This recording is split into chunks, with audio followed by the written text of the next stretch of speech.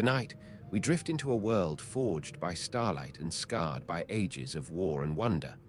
A realm where gods walked first, where dragons learned to guard the sky, and where mortals rose from dust to shape their own legends.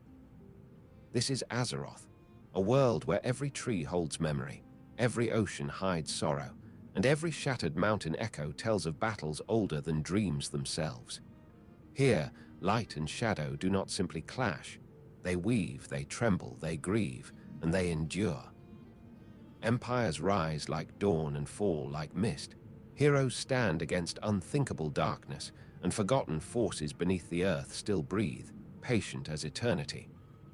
For in this realm, every victory leaves a scar, and every scar becomes a story. Before we begin, tell me, what games do you usually play before you drift to sleep? Write your answer below. I'd love to see what worlds cradle your dreams. And if you enjoy these quiet journeys through myth and memory, feel free to subscribe. It helps us keep wandering softly through stories like this together. In the beginning, before kingdoms rose or steel first touched war-scarred earth, before mortals learned to whisper prayers or raise their eyes toward distant stars, there was only quiet drifting through endless cosmic dark. A silence vast and ancient, stretching beyond time, carrying within it a secret heartbeat, slow, gentle, patient as the first breath of dawn. And in that breath, a world slept, curled in slumber beneath veils of shadowed stone and unshaped sea. Azeroth was not yet land or sky or whispered name. She was promise, a world soul dreaming in stillness, wrapped in layers of molten silence, waiting for destiny to find her. Beneath her surface, oceans had not yet stirred, forests had not awakened, mountains had not pierced sky. Only slumber, and within slumber, light waiting to be born. Across the cosmos, the Titans wandered, immense beings carved from starfire and purpose, searching for sleeping worlds like hers. They drifted through nebula and void, guided not by sight but by sense, the faint tremor of life yet unformed, the shimmer of potential waiting in dark. To them, worlds were children, seeds of creation, each holding spark capable of shaping fate across eternity. And so, when they felt the soft pulse of Azeroth's dream, they turned toward her, not in conquest, but in guardianship. They descended like constellations falling to earth, their forms vast, luminous, echoing through the newborn realm with thunderless power. They beheld chaos swirling, seas boiling, stone cracking, winds without mercy. Azeroth's slumber was restless, her dream troubled by forces burrowed deep, ancient, hungry things that fed on disorder and whispered corruption into her veins. The Titans felt the trembling and knew they had come not simply to shape, but to protect. For deep below, where molten rivers glowed and caverns twisted without end, shadows already clung like parasitic roots. Whispering beings had touched her first, old gods, tendrils stretching, voices like velvet and poison. They had wrapped themselves around her heart, seeking to claim the dreaming soul before she could rise. Their presence was patient, insidious, dripping thoughts heavy as pitch, promising dominion and despair. Azeroth, though sleeping, was threatened by fate darker than void itself. The Titans, seeing this, did not despair. They were patient builders, sculptors of order, bearers of cosmic peace. They called upon their greatest tools, not blade or flame, but harmony, geometry, law. With hands shaped of constellations, they began to order the swirling chaos. They cooled oceans, smoothed land, raised mountains like guardians standing eternal watch. They carved rivers to flow gentle, not wild, and wove stars across sky as guide and reminder of balance. Great shapers rose among them, beings whose names would echo through myth. Khazgoroth, the Forge Father, hammered continents like metal on anvil, sparks of creation falling like newborn stars. Irnar, the Life-Binder, whispered growth into soil, her breath turning barren ground fertile as dream of spring. Norgannon, Keeper of Secrets, wove runes into earth, lines of destiny carved deeper than mortal language ever could. Amantul, eldest and wise, watched time unfold in gentle spirals, sensing threat beneath earth but trusting creation to hold strong. And above all, they felt Azeroth stir, her soul shifting beneath stone like sleeper drawn upward by dawn. They believed her destined to rise not simply as world, but as titan greater than any before, a being whose awakening could reshape cosmos, create harmony beyond imagining. For this they labored, for this they fought. Time flowed, not in years or ages, but in cycles of creation. Where once tempest raged uncontrolled, now clouds gathered soft, rain falling like blessing. Where once earth cracked like wounded flesh, now grass spread, mountains stood proud, seas calmed into deep azure promise. And yet always beneath, the old gods whispered still, patient, venomous, waiting. The Titans forged guardians, beings carved from earth and metal and lightning, crafted to maintain order long after star-born hands departed. Stone watchers, iron sentinels, crystal minds humming with purpose stood across world like stars fallen sideways. And deep within vaults beneath mountain roots, machines pulsed slow and eternal, regulating life's breath as heart regulates blood. These were keepers of balance, watchers against corruption hidden beneath crust like rot beneath tree bark. Yet even as harmony settled, tension lingered at world's core. Azeroth dreamed, but dreams flickered, sometimes bright, sometimes troubled. Titans sensed growing struggle beneath calm surface, a quiet battle between light of her becoming and shadow coiling in depths. But creation is slow, patient. They continued shaping, believing order would triumph given time. As continents settled and star winds ceased, the first breeze stirred through newborn forests. Rivers glittered like silver ribbons, winding through valleys that had never known footstep. Oceans breathed deep, casting salt into tender air. And in that stillness, world seemed poised on threshold between innocence and knowledge, like pure glass waiting for first reflection. Azeroth's breath deepened, her dream brightened. The Titans watched, feeling pride and gentle ache, for to create is to love, and to love is to fear loss. They stood at edge of realm, seeing future not yet written, knowing threats still whispered, but trusting in pattern they laid. They believed order strong enough to hold, life powerful enough to rise. Their work, however, was not done. They had shaped world, but had not yet woven guardians perfect enough to defend her without them. They would return again and again, shaping epochs like sculptor refining masterpiece. But for now they stepped back, letting stillness settle like dust on quiet altar. Azeroth rested. Titans lingered, gazing upon world that felt like miracle softened by dawn. And somewhere deep, beneath rock and dream, world soul stirred once more, not waking, but listening. Feeling cosmic hands fall away like gentle tide. Feeling weight of destiny vast as night sky above her. Feeling corruption still whisper like distant storm behind mountain. But for brief moment, peace held. World waited. Creation exhaled. And stars above glowed, silent witness to first breath of a story that would one day roar across ages, through wars and wonders, through rise of dragons and mortals, through shadows vast as night and hope bright as morning sun yet unborn. For now, Azeroth slept, but the world was ready to begin. The Titan Forged stood sentinel across the quiet young world, their bodies etched with runes that glowed like faint stars beneath stone skin. They did not sleep, nor question, nor doubt. They listened to the heartbeat of the nascent planet, and every tremor beneath the crust echoed through their hollow forms like distant drums before a storm. For beneath beauty newly shaped, beneath rivers that sang and forests that breathed, ancient murmurs twisted still, whispers of beings who despised order, who hungered not for balance but dominion over sleeping world soul. The old gods, buried deep within caverns where light had never touched, coiled in eldritch silence.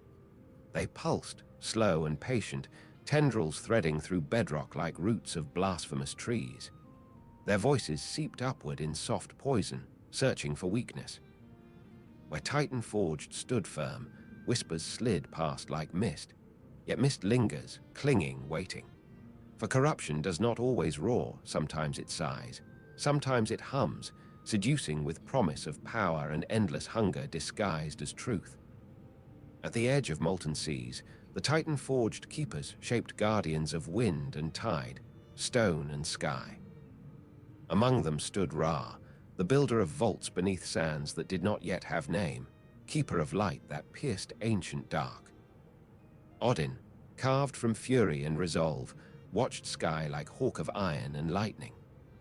Freya, heart woven from spring and memory, walked among forests coaxing first blossoms from sleeping seeds, coaxing life to rise like him. Mimir, wise beyond measure, listened not with ears but with essence, hearing deeper currents of world soul's dream. And Loken, quiet, steady, walked paths of lightning and thought, unaware that he too would someday tremble beneath shadow. Together, they wove purpose into land and sky. They carved prisons beneath crust, tombs not of stone alone, but of cosmic lore and will, to hold horrors that sought to unravel dawn. They raised watchers in chambers of crystal, each gleaming like frozen fragments of star. They built halls under mountains where starlight could not reach, rooms filled with golden gears that turned fate like wheel of sacred clock. They did all with reverence, believing they shaped not only earth but destiny, a bridge between slumbering Titan and eternity's promise. Yet while Titans worked, something subtle stirred, a pulse deeper than stone, a sigh like longing. Azeroth's world soul, though resting, was not silent. Dream bled into earth, into ocean, into sky, leaving traces of thought in wind, traces of song in waves. Those who listened close, those carved by Titan hand and gifted with purpose, felt presence like warm breath along ancient halls. They did not yet know her voice, but they felt her, a promise of rising, a promise of dawn beyond cosmic horizon. But darkness also listened. Beneath roots of mountain and veins of crystal, the old gods tasted awakening and writhed with envy.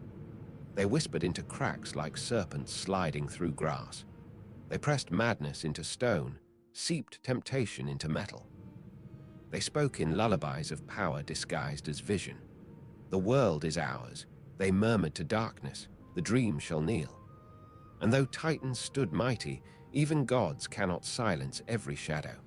Ages passed, not marked by seasons, but by breaths of world soul and pulse of cosmic order. Mountains settled, seas calmed. Life, fragile and curious, emerged. First whispers of leaf, first stir of creature in tide pools, first spark of instinct beneath sun still learning warmth. These forms were not yet civilizations nor mortals of story. They were beginnings, trembling on edge between stillness and motion.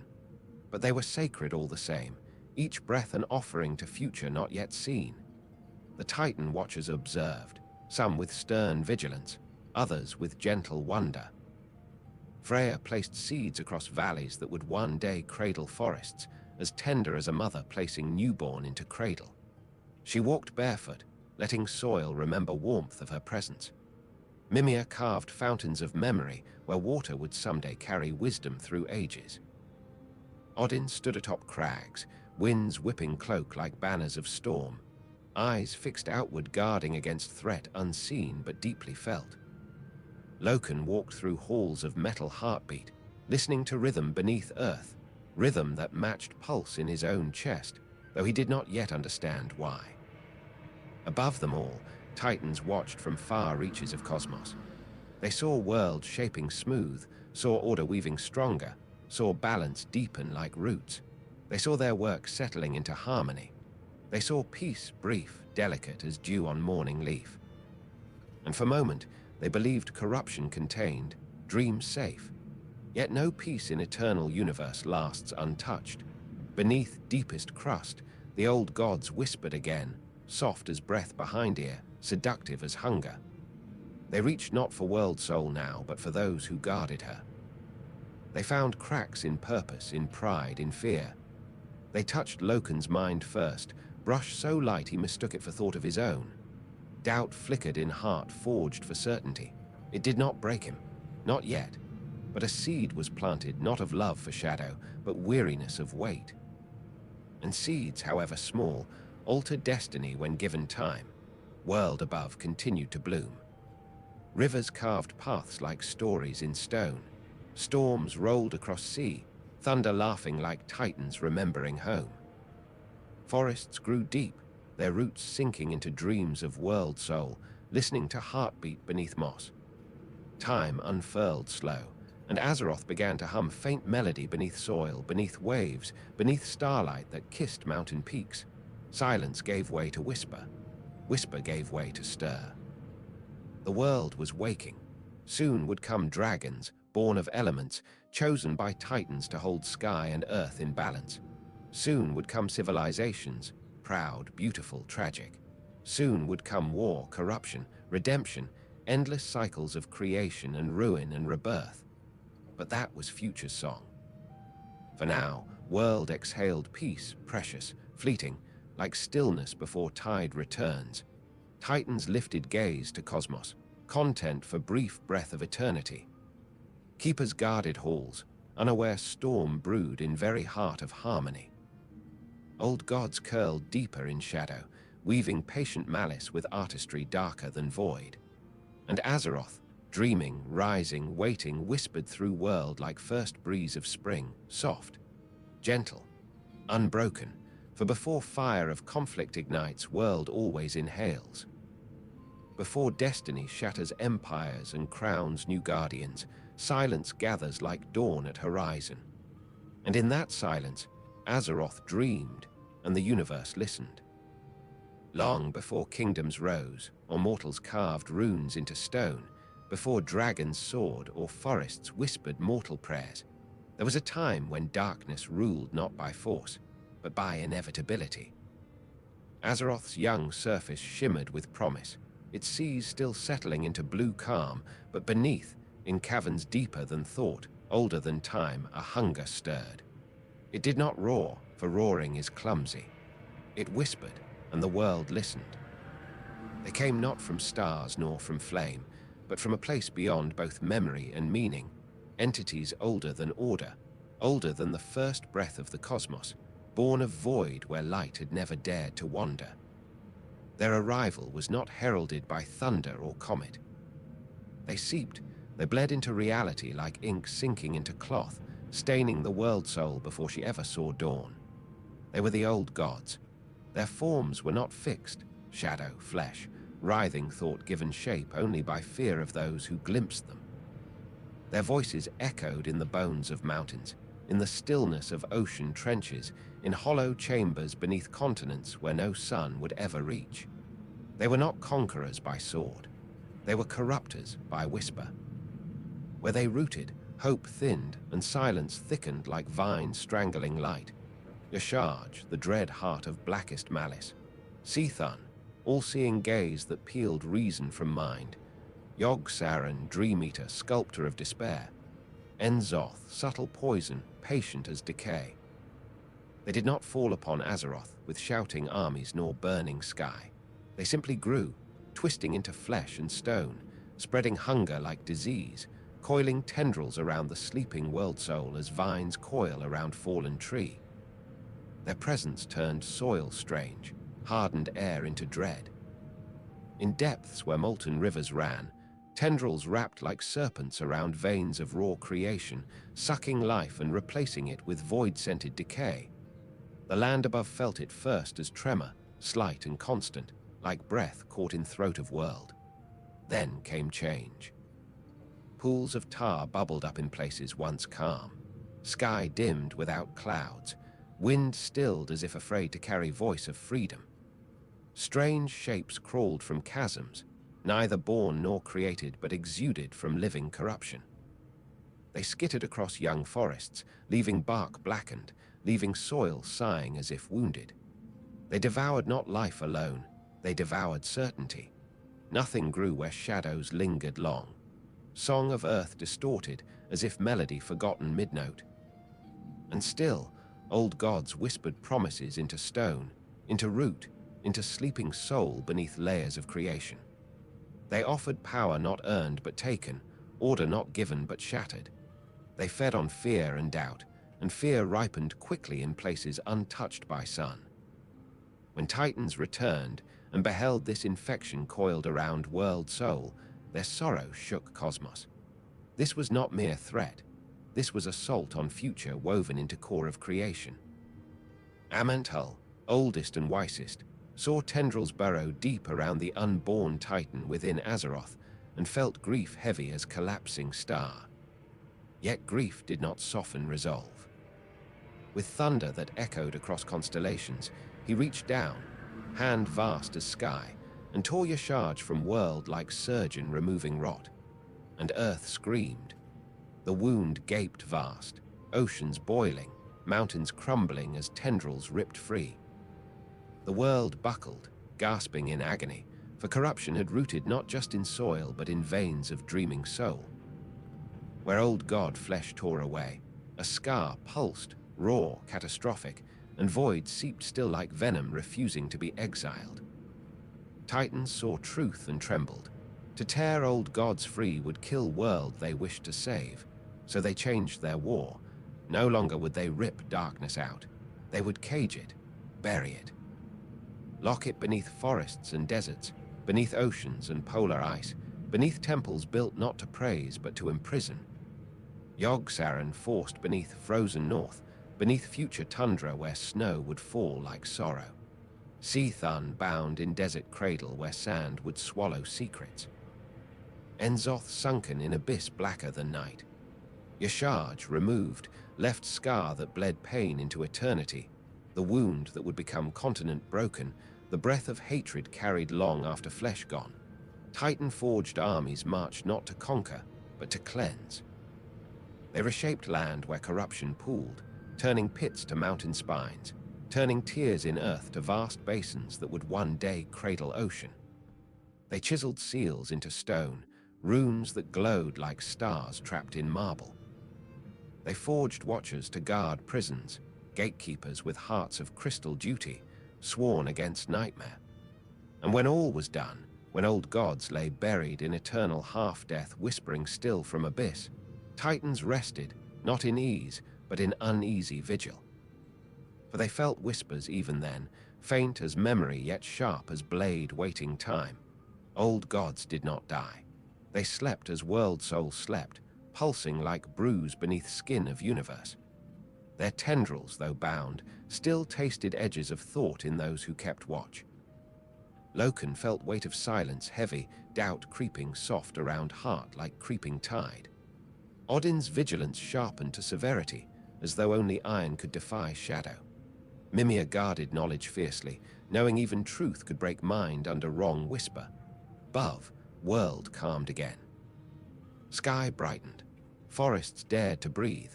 Rivers sang tentative songs through canyons cut by war between God and void.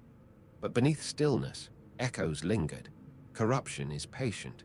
Evil that whispers rather than shouts never fades. It waits, learning shape of prison, memorizing cracks. And Azeroth slept still, unaware of wars fought for her before she ever woke, unaware of scars beneath forests she would one day cradle, unaware of darkness coiled like serpent waiting stories turn. But sleep does not protect forever. Dreams shift, shadows stir. Soon, guardians would rise, dragonflights born of cosmic choice, sworn to cradle world through night and dawn alike. Yet for now, beneath growing continent and healing ocean, beneath Titan stone and watchful eyes, the old gods lay dreaming, dreams thick as tar, visions dark as void they once called home. They whispered into earth. They whispered into memory. They whispered into fate. For corruption does not end when light prevails. It simply waits, breathing quietly in the dark. Even buried beneath stone and star-blessed sigils, the old gods did not fade. They lingered like echoes in deep water, like ink beneath thin parchment where light could not cleanse. Their prisons held, walls carved with celestial geometry and Titan lore, but prisons do not silence hunger, they merely shape it. In depths where no mortal voice would ever travel, where heat and pressure bent reality into trembling haze, The old gods whispered still. Their whispers were not sound, they were feeling. A doubt pressed into metal heart of Titan-forged sentinel. A shiver passed through ley line humming beneath soil. A dream slipping beneath eyelids of guardian carved from gold and resolve. Corruption learned patience, wearing eternity like cloak. Where Titans commanded through strength, the old gods commanded through waiting. Above, world appeared calm. Mountains settled, rivers deepened, sky cleared blue and endless like promise. Forests stretched wider, roots finding purchase in earth where life had only begun to bloom. But even as flowers opened to sun, beneath them roots sometimes drank bitterness, faint, diluted remnants of shadow. Corruption thinned, but did not die. It hid in crevices where Titan gaze did not reach, in sediments of forgotten lakes, in caves where water dripped slow as heartbeat, tasting minerals tinged by madness that slept below. The Titan forged did not tire, but they changed. Vigil slowly hardened into suspicion. Duty, once bright, dimmed at edges. It is not easy to guard what you do not fully understand. And as eons flowed like rivers to sea, great constructs began to feel weight of eternity press like stone grind on stone. Immortality often brings clarity, but sometimes it brings erosion. Odin paced crystal skies, armored thought patrolling horizon, never resting. He saw threats in silence, shadows in light. To him, peace felt fragile, unaffordable. So he built armies not yet needed, forged watchers to watch watchers, prepared wills of iron for storms not yet born. For he sensed truth no one wished to speak. The old gods were not gone, they were merely quiet. Freya walked gardens that stretched across continents, coaxing life into bloom, teaching roots to remember hope. She whispered to sapling and river, and world responded with green and gentle song.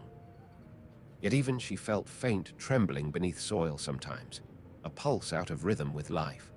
Flowers wilted inexplicably in places once fertile. Leaves turned black at edge though air was pure. And though she sang louder, though she planted deeper, she knew corruption did not surrender. It retreated like predator beneath fern, watching. Mimir guarded wells of memory and truth. He listened to hum of world, to sorrow of mountains born from war, to breathe of ocean holding secrets in salt and tide. He heard whispers, faint, like sigh through cavern long sealed. At first he ignored them, then he recorded them, then he feared them. For knowledge, once gift, grew heavy as fate, and he felt alone beneath weight of knowing what others pretended forgotten. Loken walked halls of lightning and machinery beneath stone veins. And there, where Titan order throbbed like pulse of steel heart, doubt grew. Subtle, quiet, painless at first. Was burden fair? Were Titans just? Did world truly need chains of order, or did freedom lie in chaos unbound? These questions did not come from his mind, they came from cracks at edge of thought, seeded by whisper curled around prison walls. Corruption does not strike, it invites. Above ground, life slowly evolved. Creatures crawled from seas, climbed into forests, stretched wings across virgin sky. Primitive beings built nests and burrows, hunted and fled, slept beneath stars forged by Titan hand, yet untouched by Titan memory. They did not yet pray, nor name gods, nor build stone monuments. They existed in innocence, breathing rhythm older than thought. To them, world was not battlefield or cradle of destiny, it was simply home. And still, beneath this simple peace, old gods pulsed.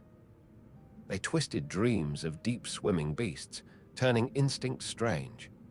They whispered into plates of earth, causing mountains to tremble, though tremors faded before reaching sky. They seeped meaning into water, shaping faint visions seen in still pools by creatures who could not understand but shook with nameless dread. Even sealed, they touched world, and world listened. Catacombs beneath continents glowed with runes etched by Titan forged, each mark like starfall held captive. Yet cracks formed microscopic, invisible, harmless at glance. Time is greatest chisel, eternity greatest hammer. Wall does not need storm to crumble, it needs only centuries breathing upon it, and the prisons breathed, but corruption did not yet triumph. It moved subtle as tide under calm sea. World above flourished enough to quiet suspicion. Titan keepers sent messages into cosmos, words of cautious reassurance. Amantul and Pantheon watched from distant light, believing order stable, threat contained. They did not see fracture forming, not in stone but in hearts of those who guarded. Peace often blinds more deeply than war. Then came first rebellion, not open, not violent. Small shift. Loken questioned order aloud. Doubt echoed through halls like distant bell toll in fog. Others listened, not because they believed, but because doubt is contagious when whispered near silence. Freya felt unease in her gardens as if spring hesitated. Odin clenched fist around thought he could not kill. Mimir lowered gaze, knowing truth too sharp to speak, and far beneath, old gods stirred, pleased. A single thought from void slithered upward like smoke through narrow crack. It begins. But above them, Azeroth dreamed brighter. Her world soul pulsed stronger than prison rot. For every whisper of shadow, a rush of life answered. For every doubt seeded, purpose rose like mountain. Her destiny was not to be hollow throne for void. She was to be Titan, light incarnate. And though she slept, dream grew stronger, pushing against darkness like sunrise against horizon. Titans had not lost. They had delayed storm long enough for dawn to gather. Soon, protectors would rise, beings touched not by void but by star-blessed faith. Dragons would emerge, shaped by elements, entrusted with sky, earth, magic, time, dream. They would circle world like living guardians, watching where titans no longer walked. But for now, world balanced like candle flame in still room, poised between breath and extinguish. Above ground, first winds carried scent of future leaves. Seas glittered with promise like silver script. Mountains whispered ancient lullabies of stone and starlight. And beneath, old gods dreamed in vast chambers, weaving futures of madness and hunger. Yet even they knew, nothing devours destiny without cost. And Azeroth's destiny burned too bright to swallow easily. For light slumbers long, but when it wakes, shadow trembles. And one day soon, dragons would wake at her side. There are moments in a world's life when silence deepens, not because nothing moves, but because something sacred prepares to arrive. Azeroth, still young and trembling from wounds carved by gods and nightmares, hovered in such a moment. Forests newly born rustled in wind like children whispering secrets. Oceans calmed as if listening. Mountains stood as guardians over a sleeping miracle. Beneath crust and sky, a soul stirred, powerful, radiant, destined. And as Titan keepers watched over this fragile peace, they knew that vigilance alone could not protect eternity. Titans had shaped world, imprisoned corruption, planted seeds of life. Yet even stone cracks under eons, and watchers, though patient, eventually tire. Order required breath, not only structure, guardians not of metal alone, but of spirit, instinct, grace, and sky itself. Something ancient yet new was needed, protectors woven not from steel alone, but from life's dreaming light. Thus the keepers turned to the elements, primal forces that had shaped Earth's bones long before Titans arrived. They called upon fire that roared beneath mountains, upon water that whispered in endless tides, upon air that danced in dawnlight, and upon earth that cradled roots of Usura's unborn forests. And from this calling, dragons rose. Not as fragile hatchlings, but as beings of majesty older than mortal thought yet new to world's breath. They emerged from hidden places, from molten rivers beneath magma crust, from icy hollows where frost clung to silence, from emerald glades where dream brushed leaf. Their wings unfurled not like feathers of bird, but like banners of sky itself, great spans shimmering with primal power, each scale glinting like memory of stars. They were not merely creatures, they were covenant. 5 stood among them, radiant in presence, each chosen for essence, not for hunger or pride. For where Titans saw strength in stone and order in law, they saw hope in breath of living world. And so they reached, touched dragon hearts, and bound destiny in them like flame beneath steel, gentle yet unbreakable. Amantul, eldest Titan, placed hand of time upon one noble form, a dragon whose gaze carried horizon of ages. Bronze scales shimmered like future seen through still water. He bestowed mastery over time itself, not to command it, but to shepherd it gently, to guard past from rot, future from chaos. Nozdormu he would be called, Timeless One, keeper of threads that weave fate. Ionar, the life-binder, embraced one whose wings shone with green glow of waking spring. Her breath carried scent of moss and promise, her eyes deep as forest pools untouched by sorrow. To her, Ionar entrusted dream of life itself, sacred authority to nurture, to heal, to guard slumber of world soul. Usura she became, the dreamer, eternal mother of wilds. Karsgoroth, shaper of mountains and forger of stars, placed blessing upon mighty red dragon whose flames burned not to destroy but to sanctify. She would be shield and sword of living earth, wrath only when needed, mercy always waiting. Alexstrasza, the lifebinder, born to protect life's fragile miracle with heart like burning dawn. Norganon, the archivist of cosmic truth, turned to one whose wings shimmered deep blue like night sky heavy with secrets.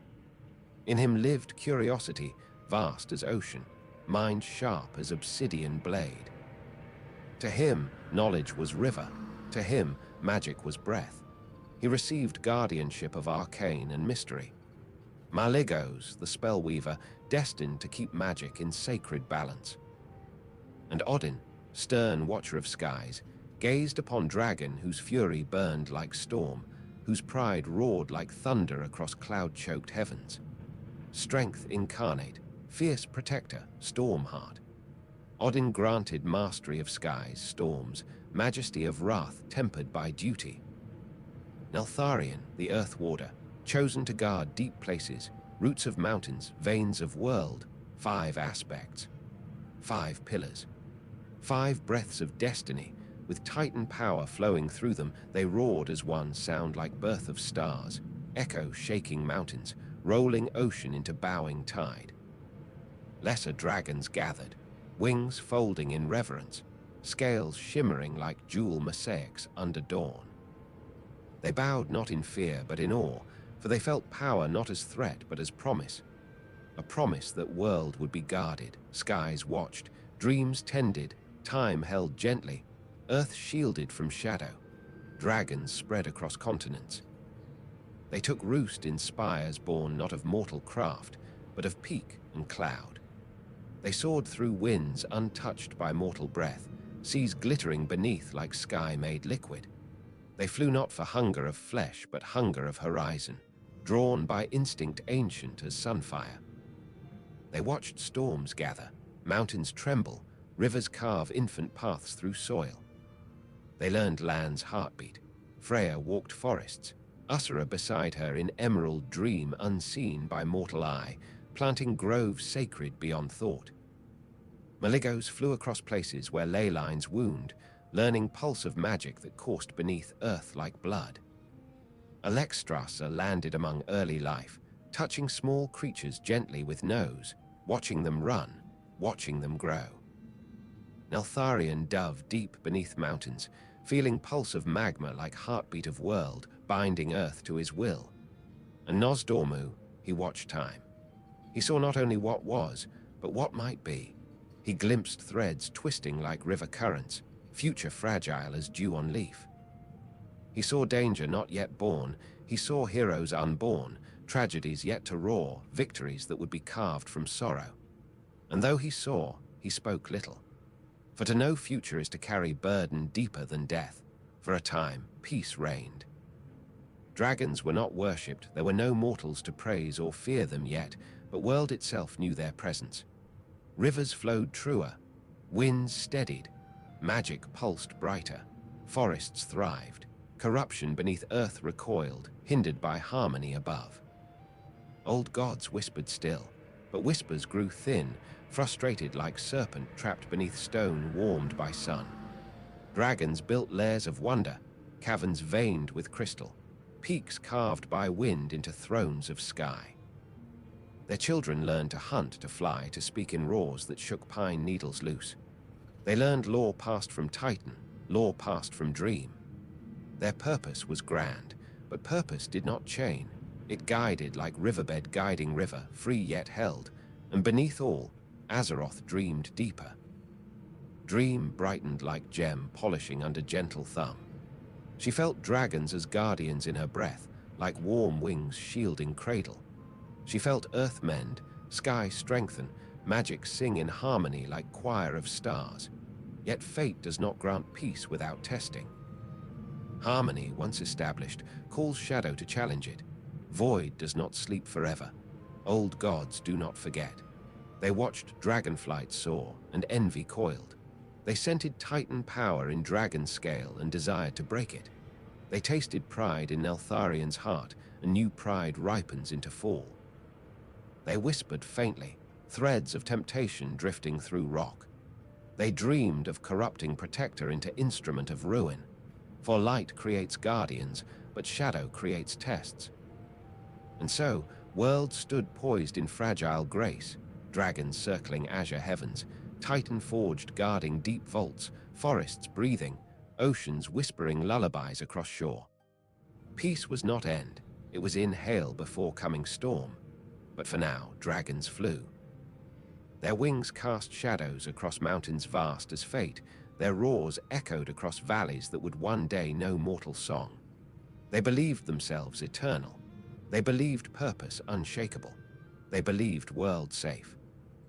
And Azeroth, still dreaming, believed too, her heart soft and golden beneath layers of living stone. Unaware love always walks path shadow watches. Soon, time would move. Soon, mortals would rise. Soon, dragons would learn even guardians can bleed. But in that age, sky belonged to them, and they soared like prayers in morning sun. Peace settled over Azeroth like morning mist across still water. Not sudden, but gentle, a peace built not from triumph, but from guardianship. The dragonflights soared above land, newly breathing, their wings carving paths through sky like ink strokes across parchment of dawn. Rivers shimmered beneath them, forests whispered, mountains watched in quiet dignity. And for a time the world felt safe, not empty of danger, but balanced, held, cared for. Alexstrasza moved across plains, her crimson scales glowing like embers beneath sun. Wherever she walked, life rose vibrant. Flowers unfurled as if bowing, grass rippled in waves like ocean greeting moon. She bent neck to nuzzle small beasts who blinked up at her, unafraid, for they sensed in her no hunger, only blessing. Life flowed from her presence as river flows from spring, unforced, inevitable. She would stand upon cliff and breathe warmth into wind, watching it drift across horizon to soothe valley below. To her, world was not something to rule, but something to love. Usura dwelt between waking and dream. In emerald glades that shimmered like dreamscape against world's skin, she lay beneath ancient boughs that listened to her humming song, soft, harmonic, thread of thought and memory woven into air like lullaby. To her care were entrusted roots of future forests, spirits of beasts, quiet dreams of things not yet born. She drifted through veil of emerald dream, where Azeroth's imagination unfolded pure, unscarred. When she opened eyes, they glowed deep as moonlit river, seeing not only shape of tree, but dream of what tree could become. Maligos coiled around ley lines that pulsed beneath surface like veins of living magic. In caverns of crystal and starlight, he studied flow of arcane, tracing runes not yet written by mortal hands, weaving thought into threads of possibility. He was meticulous, curious, protective of power entrusted to him. His lair shimmered with frost and mana, both cold and beautiful. And when he flew, sky rippled with magical resonance, not loud, but subtle hum like breath of cosmos passing through feathers of winter wind. Nosdormu dwelled outside rhythm of others, not separate, but distant. Time gathered around him like cloak woven from centuries yet to exist. He walked through moments as river through canyon, sometimes slow, sometimes swift, but always purposeful. He saw futures branching like roots beneath soil, some bright, some dark, all fragile. He did not speak often, for voice carries weight when one sees how every syllable ripples through time. Instead he watched, and when he closed eyes, eyelashes quivered with echoes of eras unborn, and beneath mountains where molten heart of world pulsed, Neltharion listened to Earth's breath. Rock shifted at his will, soil moved beneath Talon, magma bowed, mountains answered. Deep places revered him, whispered through stone, honored him as warden of world's bones. He felt power not in sky, but in weight, in gravity, in depth, in strength that does not shine but holds. To guard Earth is to carry burden none see, and he bore it with pride, believing duty his alone to bear. His scales shimmered obsidian, his wings carved shadows across peaks, and beneath his roar, mountains trembled not from fear but recognition. Together they were harmony, fire, dream, magic, time, earth, complete, balanced, and yet balance is not eternity, it is moment. Always fate drifts, shifting in silence. Beneath ground, faint tremor ran through rock. Not violent, not visible, a shiver, like memory stirring. Yogg-Saron whispered against prison walls, voice like oil sliding across stone. Seathun pulsed in desert deep, hungry eye dreaming of sun it could not see. Enzoth coiled in abyss, weaving thoughts patient as tides. They whispered not words but doubt. They tasted edges of dragon hearts. Most ignored it. Alexstras's love shielded her. Usura's dreams filtered shadow into mist. Maligo's mind danced through runic shields of arcane. Nosdormu felt tremor but knew time not yet at breaking point, so he let silence be. But Neltharion, earth carried whispers to him. They seeped through stone like water through sand. To command earth is to hear all it hides, and earth hides rot as deeply as it hides root. He heard hum beneath mountains, slow and steady like heartbeat not his own. First, he dismissed it, echo of world soul stirring. Then, as whispers thickened like vines, he listened more. Curiosity, not weakness, opened door. Duty to guard, not desire to fall, guided him.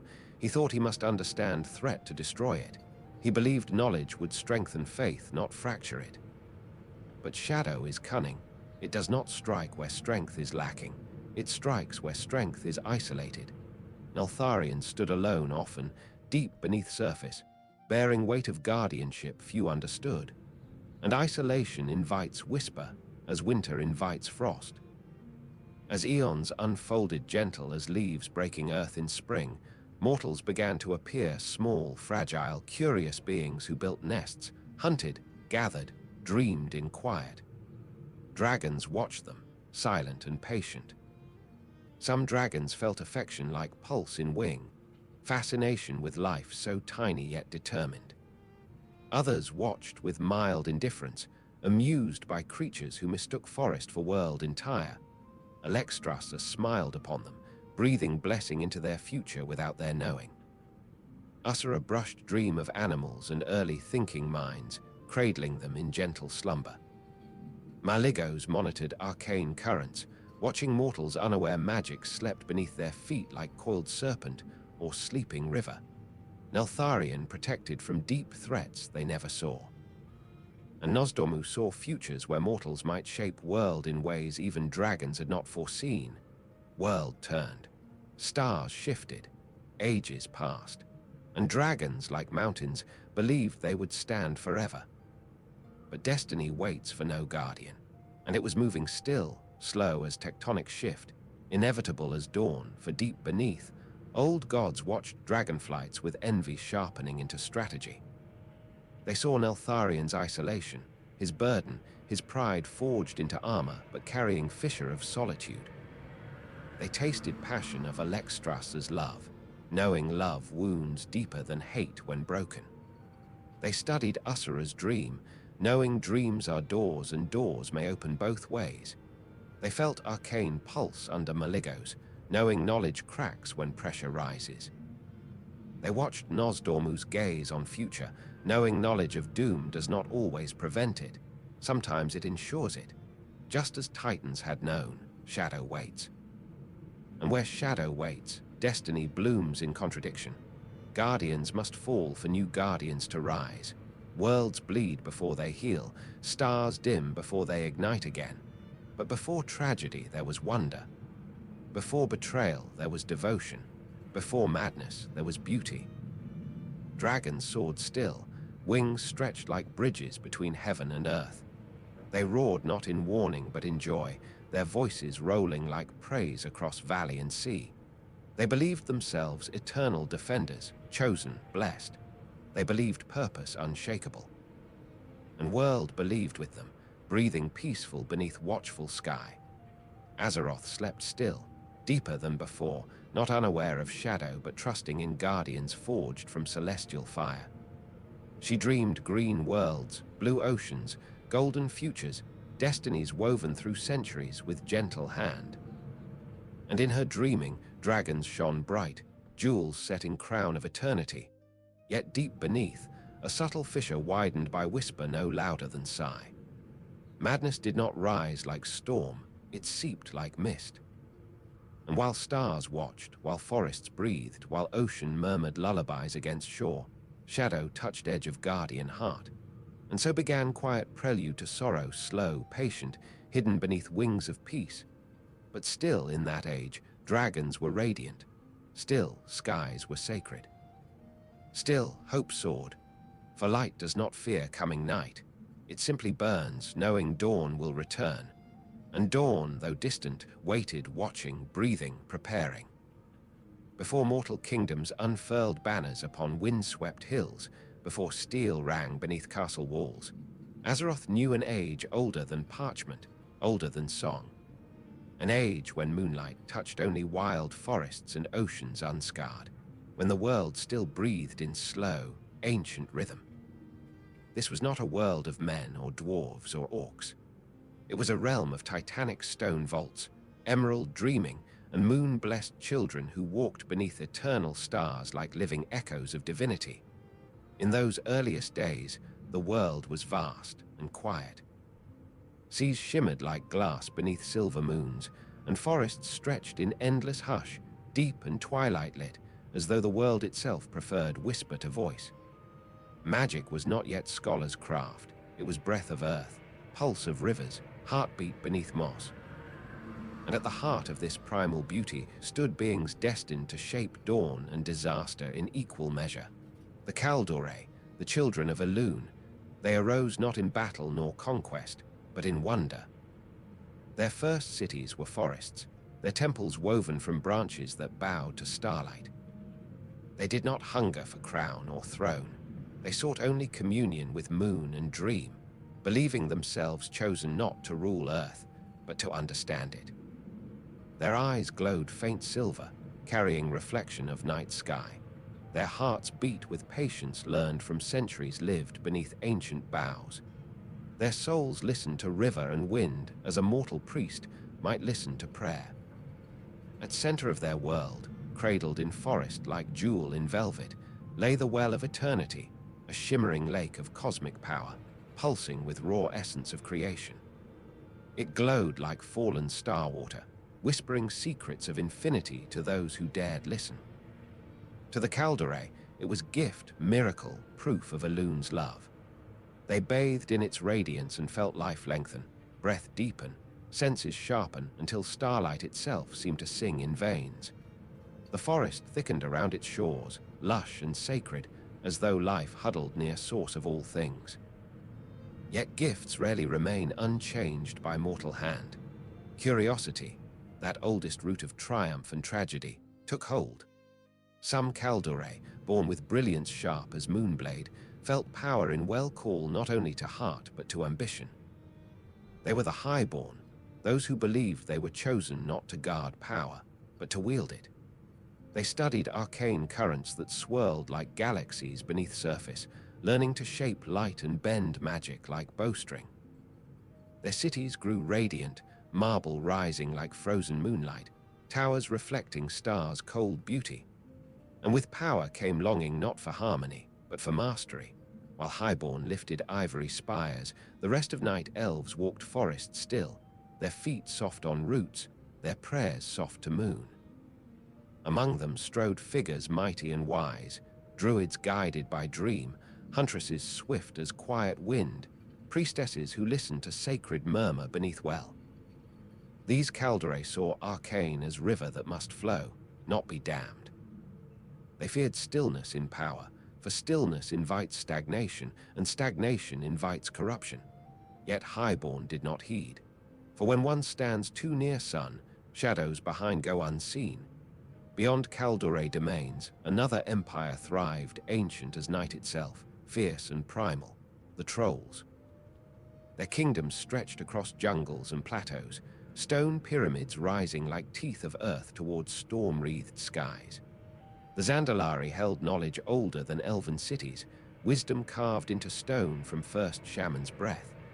They communed with lower, spirits vast and wild as thunder. Their priests painted omens upon stone and skin, reading fate in blood and leaf and bone. They claimed dominion over land through reverence, not possession, believing earth speaks to those who listen without pride. Trolls and elves eyed each other across borders of forest and jungle, wonder tinged with caution. They did not yet war, but destiny rarely lets giants stand long in peace. Elves glowed with arcane star power, trolls burned with wild devotion to primal gods. Two truths cannot hold world without one seeking to eclipse other. Yet conflict had not yet bloomed when skies first trembled. For one among Highborn thirsted beyond wisdom, beyond devotion, beyond limit. Queen Azshara, radiant and terrible in beauty, shone brighter than moon itself. Under her rule, Kaldore Empire glittered, lakes reflecting marble, starlight kissing spire, song carried soft by wind. She loved her people, and they adored her, believing her perfection mirrored Elune's divine grace. But adoration sharpens hunger. Worship feeds pride until it becomes hunger deeper than mortal thirst. Arcane flooded through well, feeding spells grander than sky, brighter than dawn. Highborn hands shaped storms and parted seas, believing themselves authors of world, not merely children within it. And beneath their triumph, something shifted. Magic twisted subtle, like thread pulled too tight. Waters of well shimmered, rippled dark at edges. Some priests trembled, feeling imbalance, a vibration beneath song, a hairline crack beneath marble, and far, far beyond stars, something listened. The burning legion, vast, consuming, forged from fallen promise of Titan Sargeras, felt call ripple through void. A whisper from Azeroth's heart, not meant for demon lord, yet heard like siren across eternity. Power unbound, order unraveling, potential ripe for devouring. And Sargeras, once champion of creation, now herald of ruin, turned hungry gaze toward world he once would have protected. But here, in this early chapter, Kaldore danced still beneath moon, unaware shadow approached from impossible distance. Troll lower still roared through storm, fierce and watchful. Dragons soared above, observing early civilizations with calm eyes. Titan's watchers felt first tremors beneath prison seals, old gods curling deeper into dreams, waiting for cracks to widen. Azeroth held her breath. For greatest tragedies do not fall swift like storm. They approach soft like evening, shadows lengthening slowly, unnoticed until night claims sky. And in these gentle years before fire fell and ocean screamed, night elves still believed immortality meant safety. Highborn still believed power meant destiny. Trolls still believed dominion eternal. Dragons still believed balance permanent. World was quiet, but beneath stillness, fate gathered like storm cloud behind moon, silver edges trembling with light that would soon break into thunder. Soon forests would burn, soon oceans would split, soon song would turn to lament.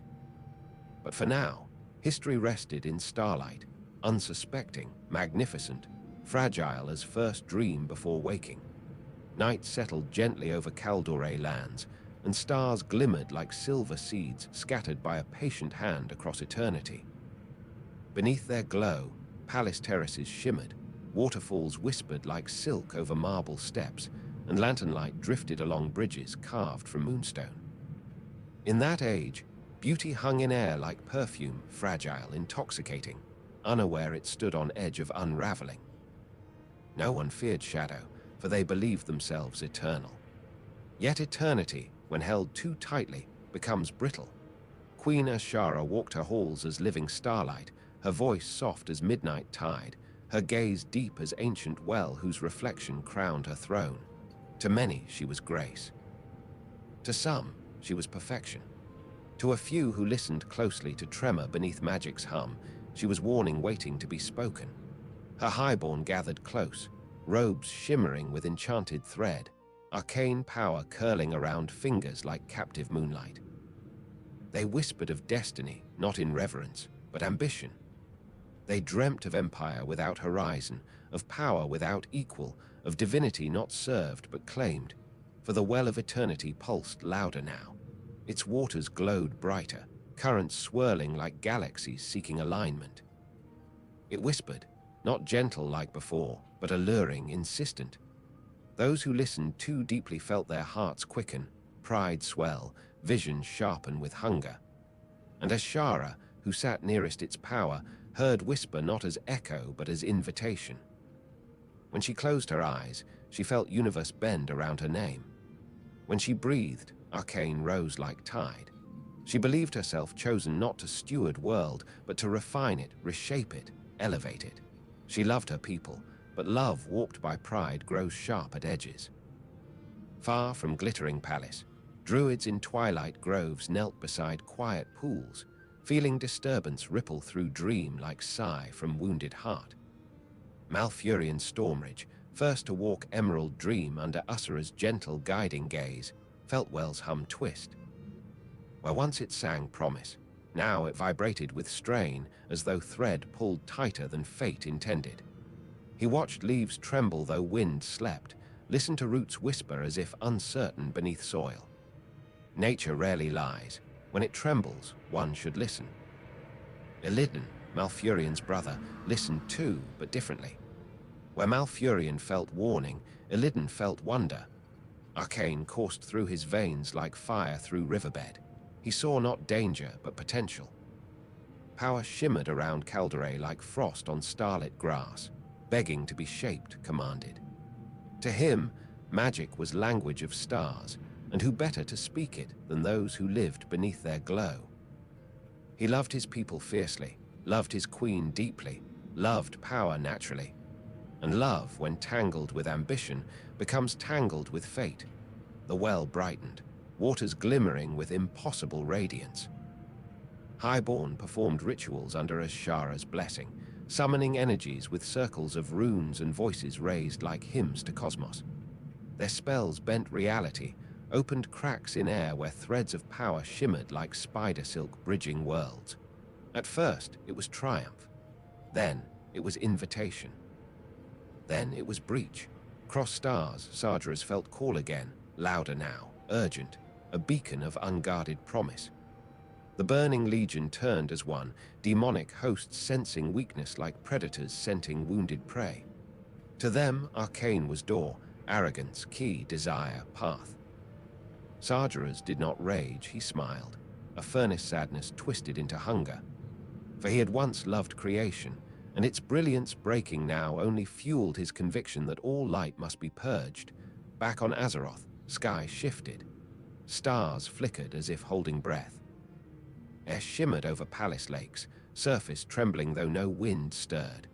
Highborn chanted deeper, voices weaving incantation that stretched thin fabric between realms. And when veil tore, not with roar, but with slow, rippling sigh, world shuddered. Light bent, shadows lengthened.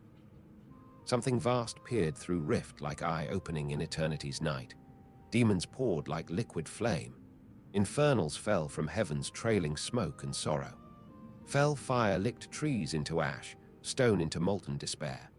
Night skies turned hellish green, horizon bleeding corruption. Cities that once glimmered like pearl cracked like fragile shell beneath hammer of ruin. Calderay, who once danced under moon, fled screaming from claws and flame. Rivers boiled, dreams shrieked, forests wailed. Tranquil empire turned battlefield faster than a breath breaks. Ashara did not retreat. She stood upon balcony high above chaos, emerald eyes reflecting inferno below with fascination, not fear. To her, destruction was not warning, it was possibility. For she had not summoned chaos blindly, she believed she would control it. She saw Sargeras not as doom, but as equal. She dreamt not of serving, but standing beside.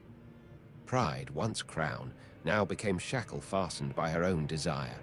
Malfurion, heart heavy with truth, called druids to arms. Ussura whispered through dream, her voice like wind through leaves trembling in grief. Nature rose, roots clawed ground, vines tangled demons, storms raged where once dew settled. But Legion was vast, relentless. Forest wept fire. Trees fell like ancient prayers cut short. Illidan, torn between loyalty and foresight, twisted by love of power, gathered arcane to fight demons. His magic burned bright and wild, brilliance cracking ground beneath feet. Yet in each spell lay hunger, spark of same flame that ignited this doom. He fought not only Legion, but his own reflection in their fire. Dragons woke from peace like mountains waking to earthquake. Alexstrasza flew through burning sky, scales reflecting horror below. Her roar split air, grief and fury entwined. Ussura wept into dream as nightmares bled into waking. Maligos unleashed torrents of arcane, his mind already fraying at edges from strain of cosmic truth. Neltharion felt earth cry beneath fell's desecration. Crackling agony fed whispers curling deep in his heart. Nosdormu watched threads twist, future splitting like shattered glass, knowing not all endings could be mended. Battle raged like apocalypse hungering. Yet even as Calderay fought, Ashara continued ritual, intent on widening rift, until Sargeras himself stepped through and world bent to her will. She whispered to Well like lover coaxing flame, and Well answered, not with warmth, but with fracture. Magic convulsed, unstable, furious at being twisted against natural breath of world. It screamed, cosmic voice shattering air like crystal. Then came the sundering, ocean rose. Earth tore. Sky ripped open as if cosmos flinched. Continents split like ancient memory breaking under weight of sorrow. Stars themselves seemed to cry, light trembling like tears across heavens. The well erupted, its infinite power shaking world's bones. A maelstrom born from heart of creation swallowed palace, sea rushing into wound like darkness swallowing flame. Ashara stood untouched as water closed above, serene as moon, drowning in devotion to power she deemed hers, becoming legend in instant, tragedy wrapped in beauty's veil. Night elves clung to life as world reshaped. Troll empires crumbled, jungles swallowed by sea, mountains sank, forests tore.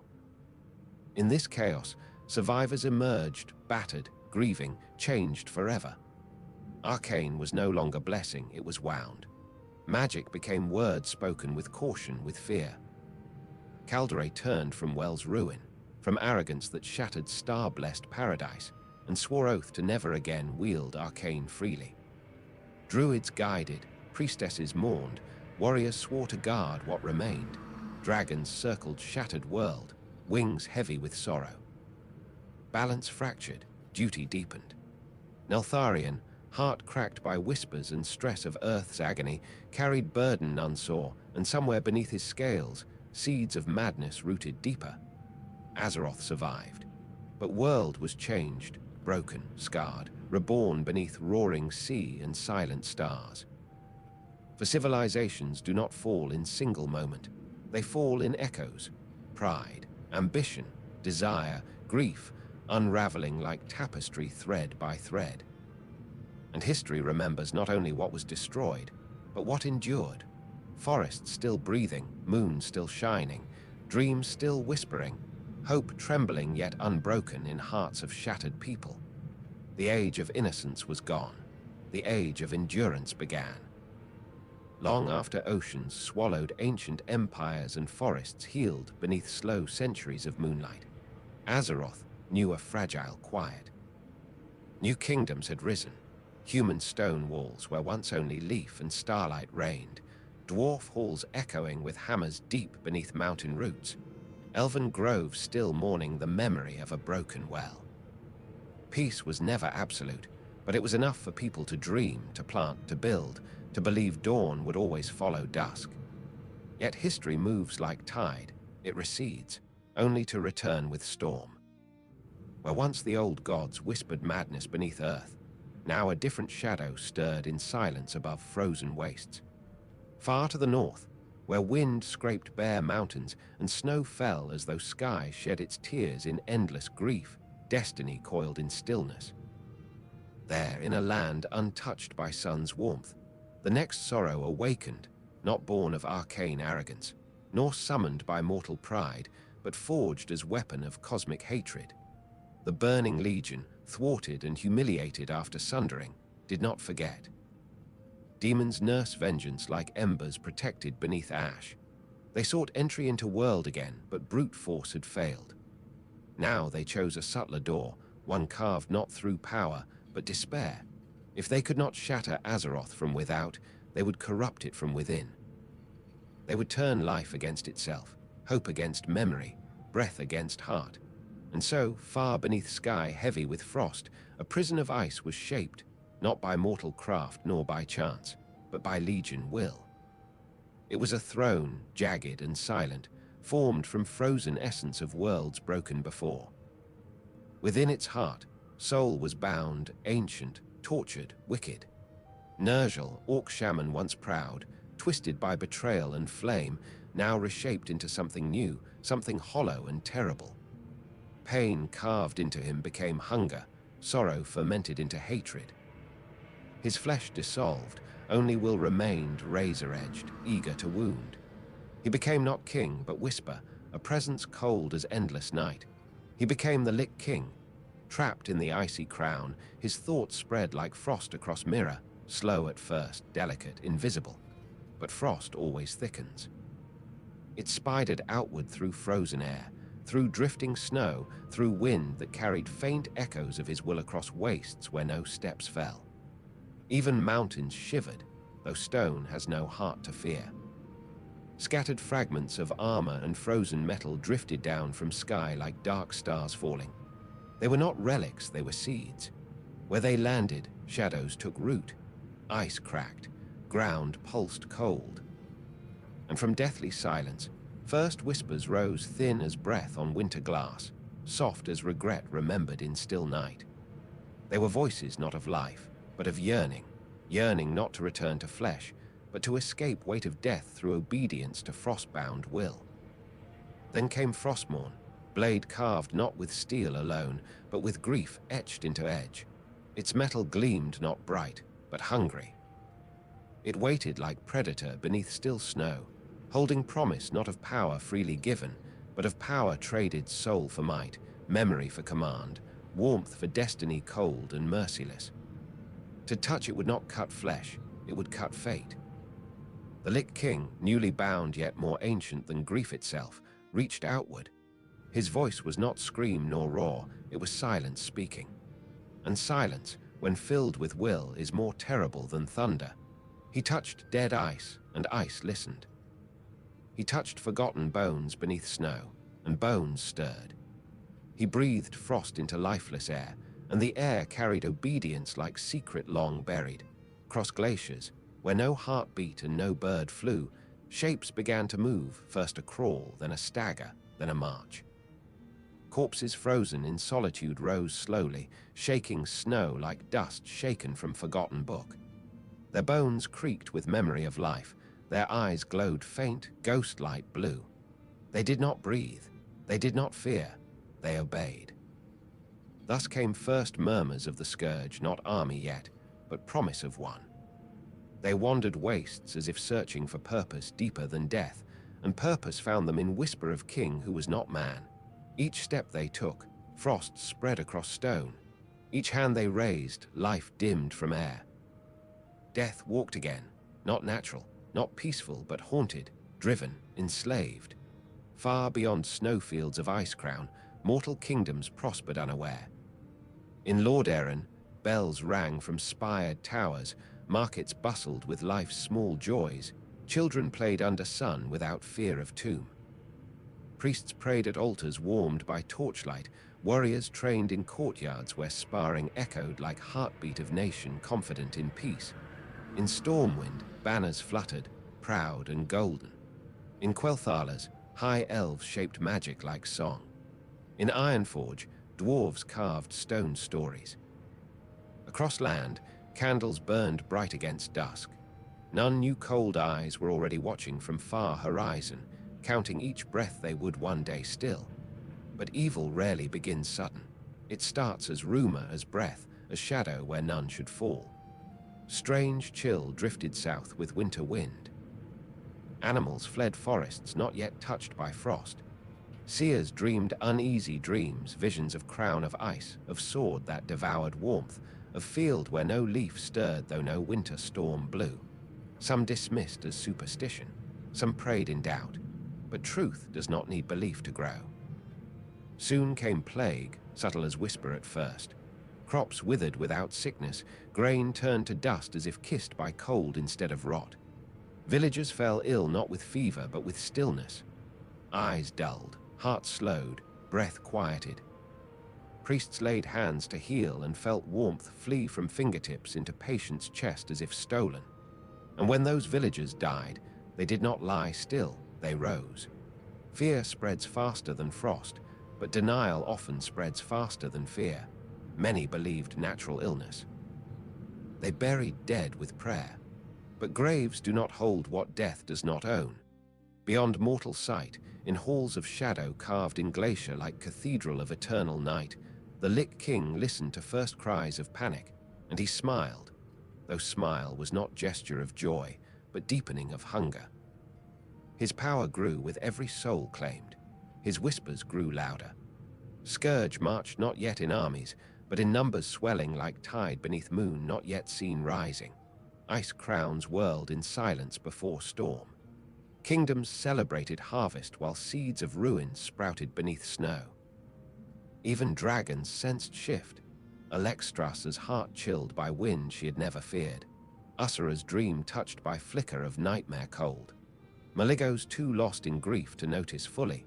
Nosdormu feeling future tremble, but bound to watch and not yet act. Neltharion's madness echoing faint across deep stone like prophecy twisted. Azeroth, ancient and dreaming still, felt tremor across her soul, a cold press where warmth once lived. Her slumber stirred uneasily, like heart distressed in rest. For she had felt many wounds, sundering scar, dragon sorrow, whispers beneath earth. But this one felt different, not cosmic hunger nor arcane pride, but the quiet grief of life turned against itself. Snow fell softly. Bells rang in cities unaware. Wolves howled in forests under moon that glowed pale and distant. And far north, upon frozen throne, a king without pulse or mercy waited, listening, planning, patient as eternity, knowing winter always comes, even to brightest dawn. The scourge had begun to breathe, and one day soon the world would learn frost can burn deeper than fire, and silence can scream louder than war horn. Winter, in its earliest breath, does not scream. It settles. It waits. So too did the shadow from the frozen throne, creeping not with thunder, but with hush. Snow drifted gently across northern fields, soft as blessing, though beneath its quiet fall lingered promise of ruin. And in that stillness, destiny stirred in heart of a prince who believed righteousness always walked beside him. Arthur's Menethil, son of Lordaeron, heir to kingdom bright with hope, once walked gardens where children laughed and bells chimed like gentle sunlight made sound. He studied under wise teachers, trained with blade and prayer, guided by other the Lightbringer, knight of faith and honor, shaped by ideals as enduring as stone. In cathedral halls, Arthur's once knelt with sincerity earnest as dawn. He swore to protect, to serve, to cherish life. His heart, though fierce, was true. But fate is not gentle with those who love too deeply. Whispers of sickness reached capital like frost-thin breath. Villages called for aid, not yet understanding plague carried something darker than death. Arthur's rode to them, winter wind biting but hope warm in chest. He saw fields pale beneath strange blight, saw villagers shivering though no fever burned them, saw eyes fill with dread that felt older than illness. Priests prayed. Healers poured light into wounds. But sickness did not retreat, it changed. It reshaped flesh into hunger. When first corpse rose, Arthur's felt world shift beneath his feet as if earth itself exhaled despair. Undeath was not miracle nor curse. It was violation, echo of sorrow sharpened into weapon. Those who rose did not cry out. They moved with silence more frightening than roar, as though death had stolen voice but left hunger intact. Innocent eyes turned pale, empty, cold, and Prince, who once believed salvation simple, learned that hope sometimes stands helpless before nightmare. Cities shut gates, families wept, bells tolled but no comfort followed, and Arthur's, with blade in hand and faith in heart, felt helplessness gnaw, quiet at first, then sharper, then burning like fever of the soul.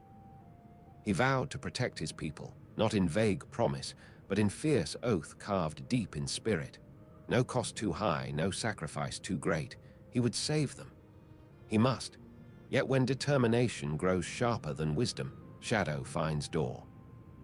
Clues led north across snow-drowned fields and barren coasts, to land where whispers of cursed grain and rotting timber pointed to single truth. Scourge was not disease, it was strategy. Someone commanded it, forged it, directed it with cruelty that chilled blood deeper than any frost. Arthur's followed north, guided by anger sharpened into resolve, and each step deeper into winter echoed louder in destiny's chamber. Friends urged caution. Other counseled patience. Jaina Proudmoore wept, sensing storm in Prince's eyes. But Arthur's, heart wrapped in duty like armor forged from love and fear, pressed on. He reached Strathome, once jewel of kingdom, now tainted grain's final resting place. There, horror awaited not in shouts but in stillness. Citizens had eaten corrupted bread. They were alive for now. But their doom was sealed, not by illness, but by inevitability. To allow transformation was to damn kingdom. To strike preemptively was to damn soul. Arthur's chose victory over mercy. Steel fell where prayer might once have risen. And though he believed necessity guided hand, something deep within cracked, fine as frostweb on glass. Other turned away, heart heavy. Jaina stepped back, grief veiled in silence. The prince stood alone, blade wet not with glory, but with tears unseen. He pursued enemy further north still, where whispers of cursed artifact reached him, a blade said to hold fate enough to shatter armies. Frostmourne. Its name tasted cold on wind, like word meant only for night. He did not seek power for dominion, he sought it for salvation.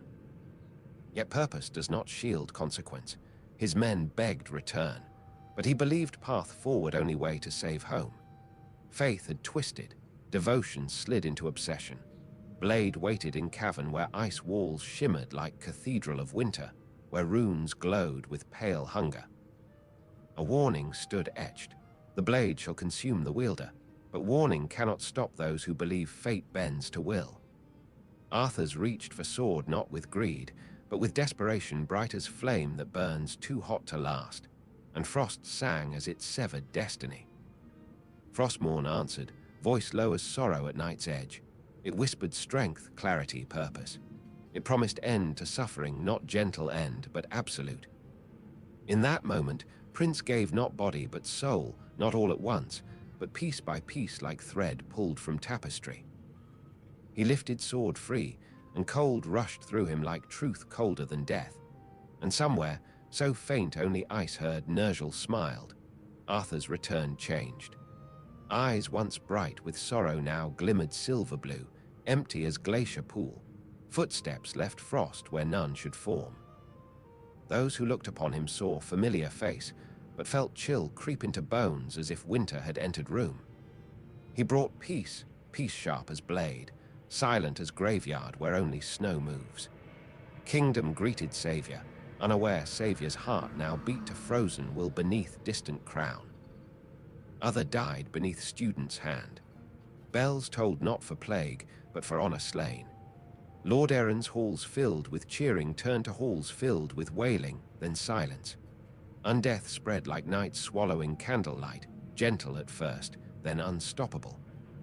Streets that once echoed with laughter fell still beneath quiet shuffle of the dead. Jaina fled south, carrying spark of hope that world might yet be saved beyond frost's reach. Some tried to resist, they fell and rose again, servants of cold king. Kingdoms crumbled, cities dimmed, banners lowered without wind to catch cloth. And Arthur's walked through fallen realm like ghost leading ghosts, crown invisible but weight undeniable. He traveled north again at last, through storm that welcomed him, across wastes that bowed under frozen command. And when he reached Icecrown, frozen throne mirrored his spirit, jagged, cold, relentless. There he climbed. With each step, last shreds of boy who once prayed for peace fell behind him like petals shed from withered rose. Before throne he lifted blade. Ice cracked.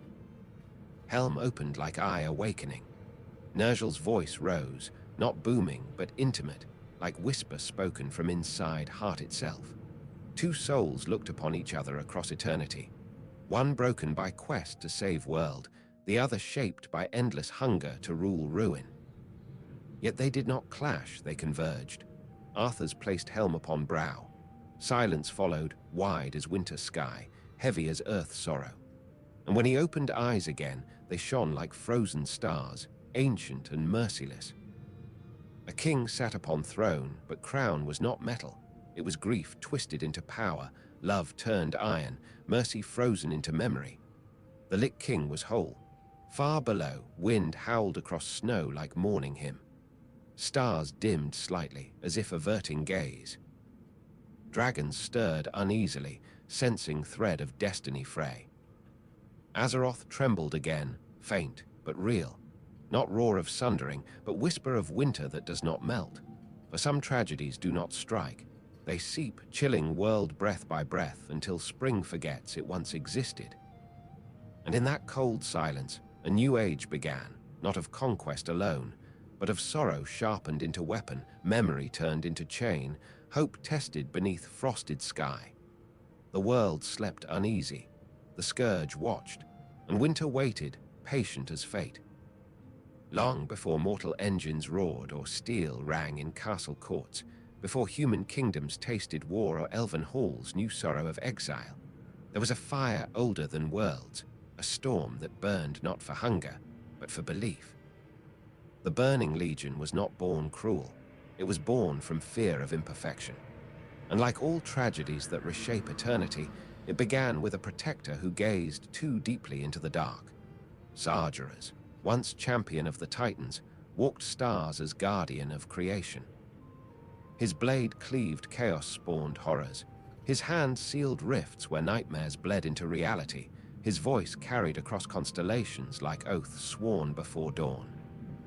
He did not rule, he defended. And in every monstrous form he shattered, he saw only one truth growing clearer through ages. Corruption was endless. Wherever light shone, shadow crawled. Wherever life rose, decay followed. He watched worlds fall, civilizations scream, stars dim in silence no prayer could mend. Where others found meaning in fragile cycles, Sargeras found despair. For if all order ends in ruin, what mercy lives in creation? If hope only delays darkness, is hope blessing or cruelty? So he broke. He turned from stars he once loved, from Titan kin who still dreamed. He chose flame, not as destroyer, but purifier, fire that would erase chaos by erasing all things capable of corruption. If life is seed of chaos, then he would unmake life. If worlds are womb of torment, then he would scatter worlds like ash upon void wind. Not hatred, conviction. Not hunger, certainty shaped into blade. Legion rose around him. Demons he once imprisoned united now beneath his fallen light, roaring allegiance through realm where stars burned sickly green. They marched not as army of rage, but crusade of finality. They would return universe to silence vast and pure. Each world they broke, each soul they burned, fed fire he saw as salvation. Azeroth, dreaming titan unborn, glowed like beacon in dark, not faint star, but sun yet waking, heart vast enough to rival cosmos. To Sargeras, she was last hope or greatest threat. If she awakened pure, she could remake heavens. If corrupted, she would devour them. So he came, not alone, but with storm behind him, with burning sky, with infernals falling like green meteors of judgment. Yet before fire reached Azeroth's flesh, others acted in its shadow, beings bound not to stars, but to fate twisted by power and pride. Illidan Stormridge did not sleep as forests healed. He carried embers of well within veins like restless sun. Peace was never his comfort. Quiet made his heart ache. When Scourge rose, he felt dread burn like coal in chest, memory of demons, memory of fire, memory of worlds screaming beneath ash of Legion's first arrival. And in dread, ambition stirred again, not selfish now, but desperate. Only power can stop the ones who hunger for the end of everything. He sought strength beyond mortal path. He sought secrets buried beneath demon realm. He accepted fell not as surrender, but as weapon blade forged from same fire that threatened all. To many, his eyes became symbol of betrayal. To him, they were price paid willingly so others might never see what he had seen. He bore love for world twisted into blade against world, and though he walked shadow, his heart smoldered with purpose fierce as truth no one wished to face. As Legion invaded again, thousands of years after Sundering's roar, sky broke open like wound torn fresh. Green fire poured from heavens, not lightning but cascade of worlds colliding. Gates yawned wide, belching screams and wings and steel forged in hellish heat. Fell rivers carved canyons through forest, seas boiled where warships of flame rained death. Whole battalions burned before steel even rang. Demons did not march, they descended, like memory of nightmare returning after centuries of false calm. Yet world did not stand silent. Night elves rose again with ancient sorrow. Druids awoke from peace like mountains waking to thunder. Archers ran through shadowed boughs with silent grief in every movement. Tyrant Whisperwind lifted moon's blessing like shield, invoking Elune not for triumph, but mercy. Sentinels stood shoulder to shoulder, not immortal now, but unbroken. Across sea, humans marched beneath banners frayed by earlier grief, led by suns weary yet unbent. Paladins lifted hammers no longer shining with naive hope, but hardened resolve. Priests prayed not for victory, but for strength to mourn and stand still. Orcs, once broken by Legion's lies, roared oath never again to kneel to flame. Tauren lifted totems as mountains lift snow, calm in fury. Trolls sharpened blades beneath storm-lit sky, loyalty to tribes stronger than fear. Dwarves steadied rifles, stone hearts refusing to crumble. Even undead forsaken, cruelly freed yet cursed, snarled at Legion, vengeance against master who once chained them.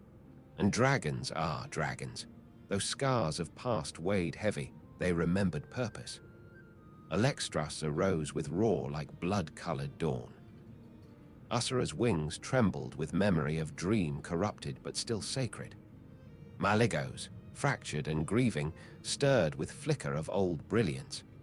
Nosdormu turned his gaze across timelines and chose this one, though fate frayed. An Eltharion, lost to madness, did not rise, but his shadow lingered like echo of betrayal. The world did not kneel. It braced. Legion swept forward like plague on wind. Blades clanged, spells shrieked, forests burned, oceans smoked. But amid ruin, hope did not die. It flickered, wounded, trembling, yet persistent as heartbeat. And in depths of shadowed realm, Illidan gathered demon hunters, those who carved power into flesh, who accepted torment to stand where others fell. Eyes burned, wings shadow-forged, hearts locked in eternal battle against flame they wielded. Some called them abomination, some saviors. Truth, as always, lived between. Legion marched thinking victory inevitable. But Azeroth had changed since last they came. Her children knew loss now. They knew price of arrogance, weight of error, pain of surrender. They had tasted despair and survived. They had burned and rebuilt, and fire that returns to world already scorched does not find easy fuel. War raged not in single field, but across continents, skies, dreams, and memory. Heroes rose like stars in stormy night. Some fell, some stood. All bled not only for world, but for each other. And still, above it all, Sargeras watched, not tyrant now, but force ancient as cosmos, lament twisted into fury. He saw resistance not as defiance, but tragedy, people clinging to world doomed by imperfection. He would break them. He believed mercy demanded it, but every flame meets wind. Every storm meets mountain. Every god meets will greater than pride. And Azeroth was not world kneeling, she was world remembering pain and daring still to live. The Legion did not conquer quickly. They eroded, burned, shattered, returned again. And mortals, fleeting, fragile, fierce, met them each time with courage woven from grief and stubborn faith. Some prayed, some cursed, all endured, and somewhere between heartbeat and blade, a truth lingered quiet as snowfall. Even stars that fall carry light. Even worlds marked by shadow hold dawn within them, and those who walk through fire may rise not consumed, but tempered. But war was not done. Legion did not weary, and fire that seeks to end all does not fade, because hearts refuse to bow. The crusade burned still, and tomorrow it would burn brighter. War seldom ends in a single breath. It drags like winter across wounded land, slow and inevitable, testing not only strength but memory, asking who will still rise when hope grows thin. The burning legion swept across Azeroth like ash upon wind, believing no world could resist flame forever. Yet resistance did not falter. It trembled, but never broke. Even in darkest hours, someone always stood, sometimes trembling, sometimes bleeding, but standing all the same. Outland, once Drina, shattered world drifting in cosmic silence, became stage of agony and defiance. Kalek, wings blue as sorrow, soared across crimson skies. Orcs mourned land torn by history's cruelty. Drine whispered prayers in crystal sanctuaries hovering over void.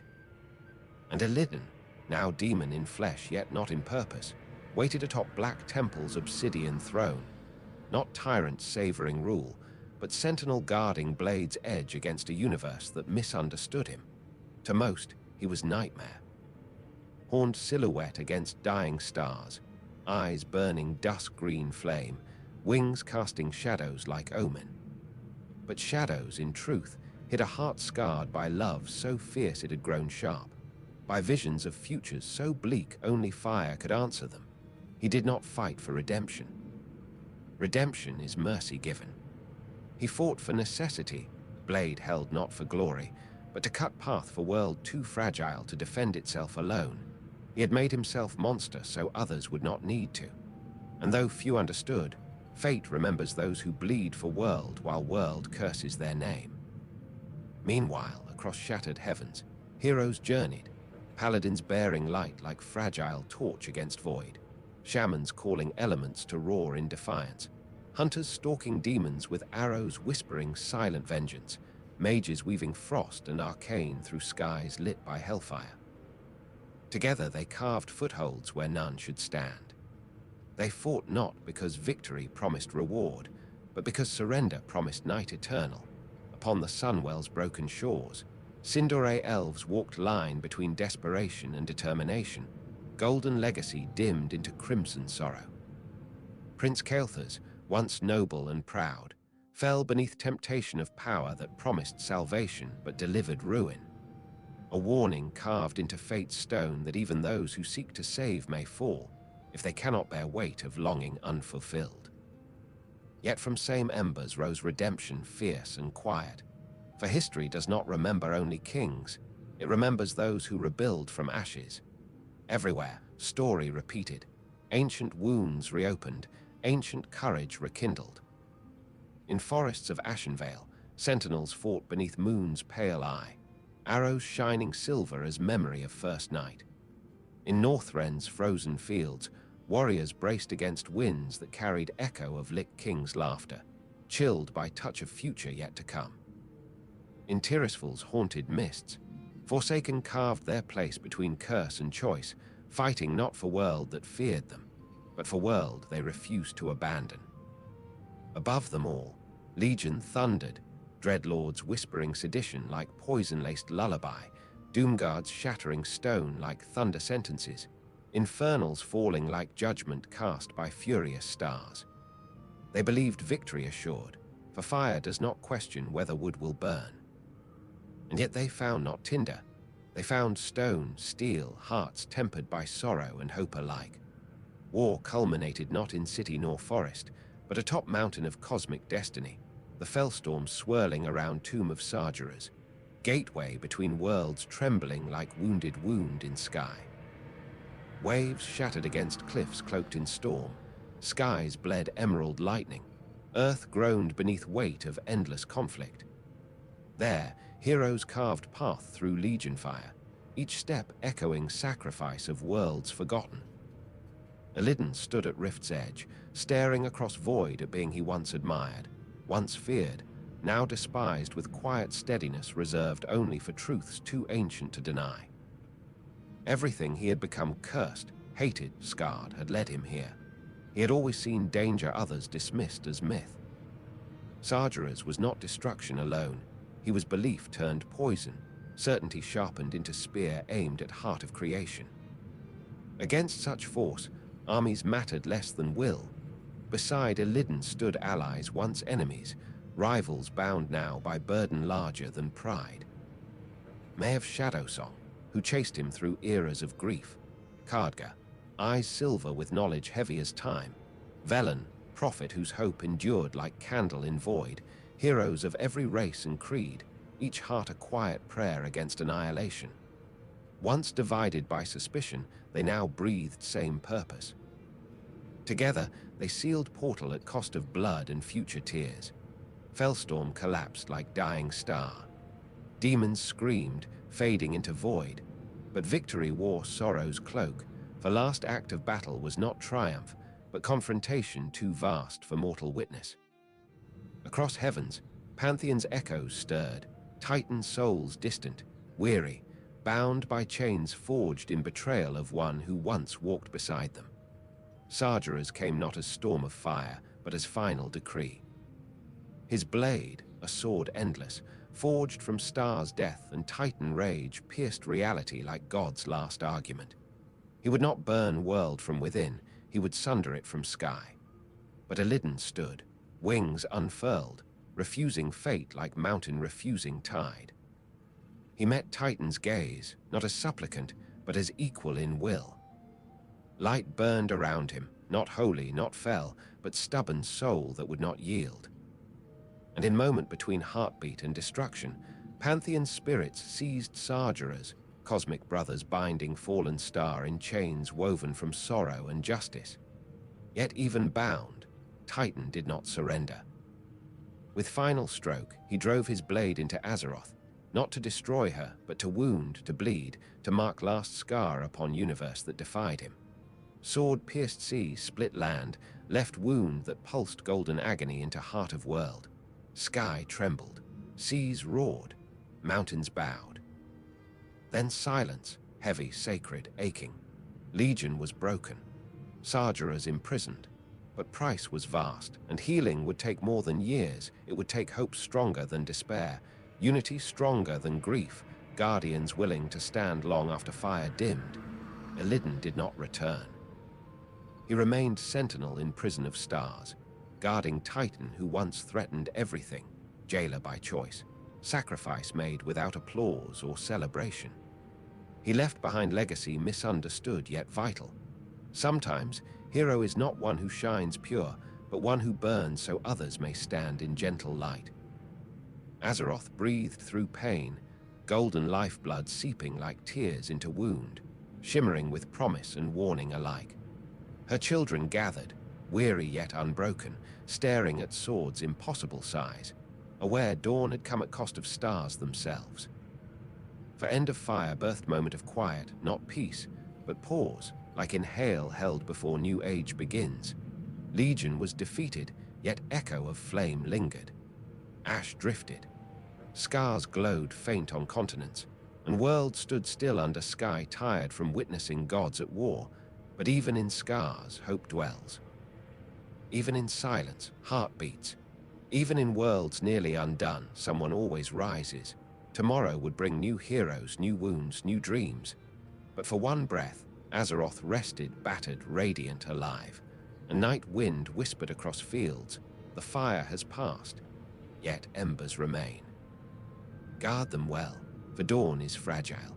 Long after ancient forests whispered only elven songs, long after titanic stone halls fell quiet beneath moss and memory, new voices began to echo across Azeroth, younger, swifter, fragile yet bright with wonder. Humanity, brief in breath but fierce in will, stepped into history like a candle carried into vast night. They were not born of starlight nor shaped by cosmic guardians. They came from flesh, dust, hope. Their lives short, their dreams long. Their hands trembled not with immortality, but with urgency, the kind only mortals know. Early tribes wandered plains and river valleys, building fires under moon that watched them like distant mother. They carved stories into bone and clay, prayed to light that rose each dawn, and buried their fallen beneath cairns of stone and song. They feared night, yet loved dawn with devotion ancient races had forgotten. And from this devotion grew faith strong enough to shape kingdoms. The first great human empire rose in land called Azeroth, cradle of humanity's ambition. Under banners that bore no dragons nor stars, but sun-shaped sigils of simple pride, they built roads across rolling hills and planted crops in soil once ruled by wild beast and wind alone. Their walls were not enchanted, their swords not etched in starlight, but their hearts beat with rhythm of generations who knew they must build quickly, for life was brief. Mortality forged urgency, and urgency forged achievement. From Azeroth came unity and first great alliance with those long-lived children of Moon and Leaf, the high elves of Quel'Thala's. Their empire, elegant as silver branch against night sky, once believed itself beyond need of mortal kin. But when troll legions, ancient and proud, surged forth in storm of spears and drums, elves saw strength in hands that labored in fields and trained not for centuries, but from childhood. Azeroth's warriors marched, and together, human steel met troll fury beneath burning sky. Their victory did not echo for millennia like elven triumphs, but it burned fierce in mortal blood, remembered not as legend carved in song, but as duty fulfilled in gratitude. Elves shared arcane secrets, a gift not given lightly, and one that would carve future bright and dark.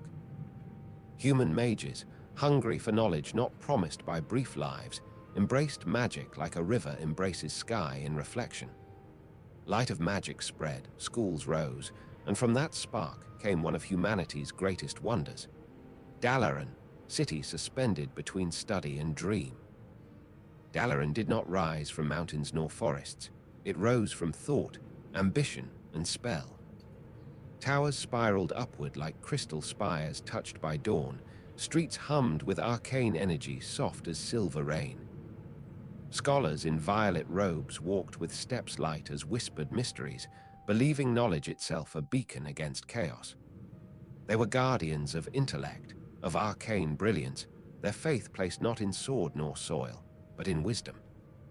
And beneath their wards and runes, humanity felt nearer to stars than ever before. Yet magic, once gift, soon invited shadow as it always does. For where power grows, danger follows. Demons sniffed through cracks between worlds, nightmares touched minds unguarded. Dalaran became not only haven, but battlefield of unseen wars. Kirin tore mages studied, built shields, Strengthened runes with vigilance born from knowing brilliance attracts gaze of darkness as much as light.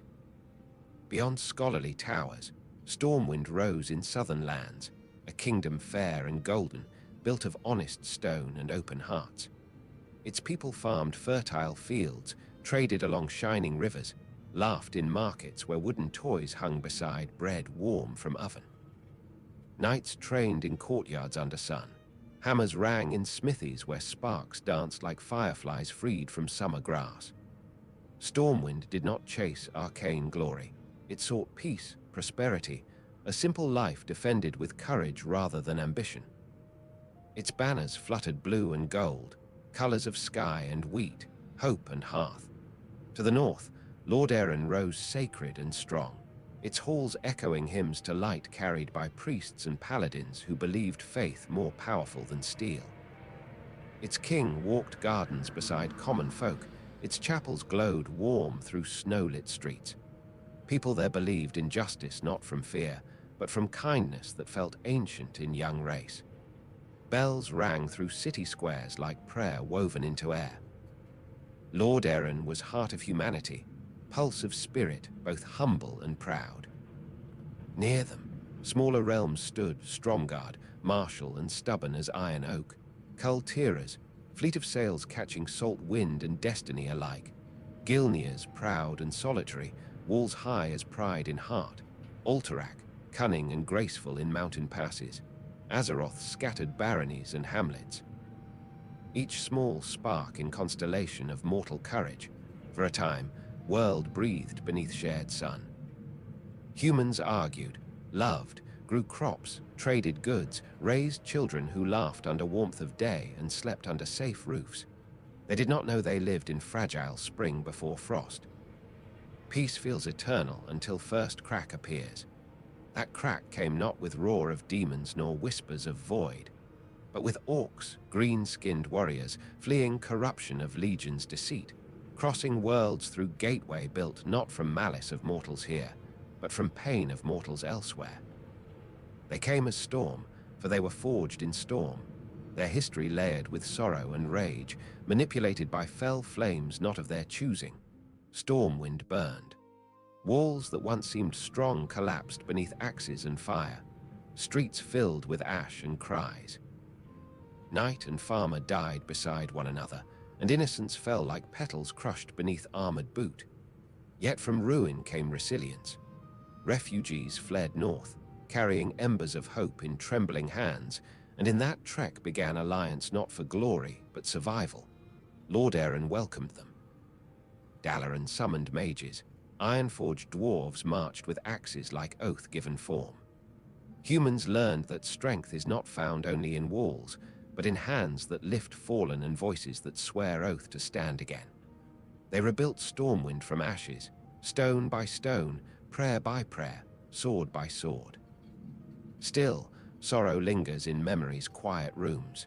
For humanity, youth brings wonder and first heartbreak brings wisdom woven with grief. They learned lands can be lost, kings can fall, friends can become enemies, hope can flicker. Yet they also learned something immortal races sometimes forget. Mortality gives meaning. That every dawn might be last makes each dawn sacred. That every child's laugh may one day fade makes each laugh priceless. That to build world in brief life is bravery ancient as stars themselves. As kingdoms stood again, seasons turned like pages in tale fate had not finished. Stormwind's towers rose brighter. Lord Erin's faith deepened. Dalaran's runes glowed stronger. Human spirit, fragile as glass yet enduring as stone, believed future bright. They did not yet know second sorrow waited, not from beyond world, but from within heart of kingdom they trusted most. Not yet knew prince would turn to frost, bells would toll for innocence broken forever. Plague would creep not from sky but from cup, from grain, from breath of neighbor. For human history, like all history, moves not only through triumph, but through heartbreak, and before dawn rises, night must often deepen. But here, in this moment, humanity stood tall. Kings held council beneath banners proud. Children raced through courtyard dust. Priests lifted lanterns to bless fields, and the world exhaled peace, fragile, precious, shimmering like dew at edge of morning. For before fall there is always grace, before grief always laughter, before shadows always light.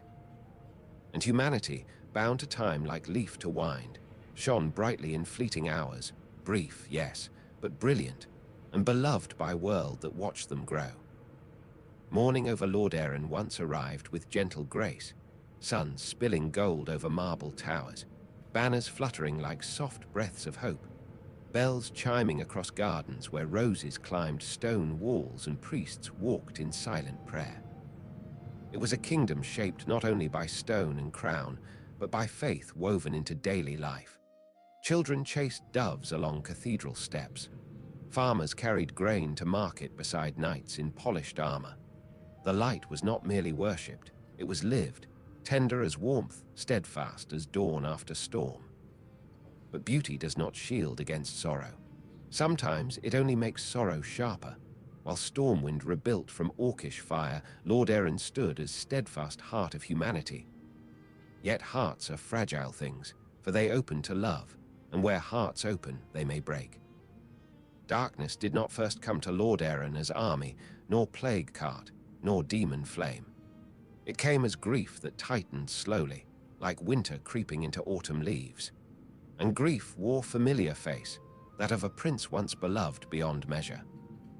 We have walked Arthur's descent already, how Frostmourne whispered like truth in hollow chamber, how duty twisted into obsession, how love for kingdom curdled into frost that killed what he sought to save.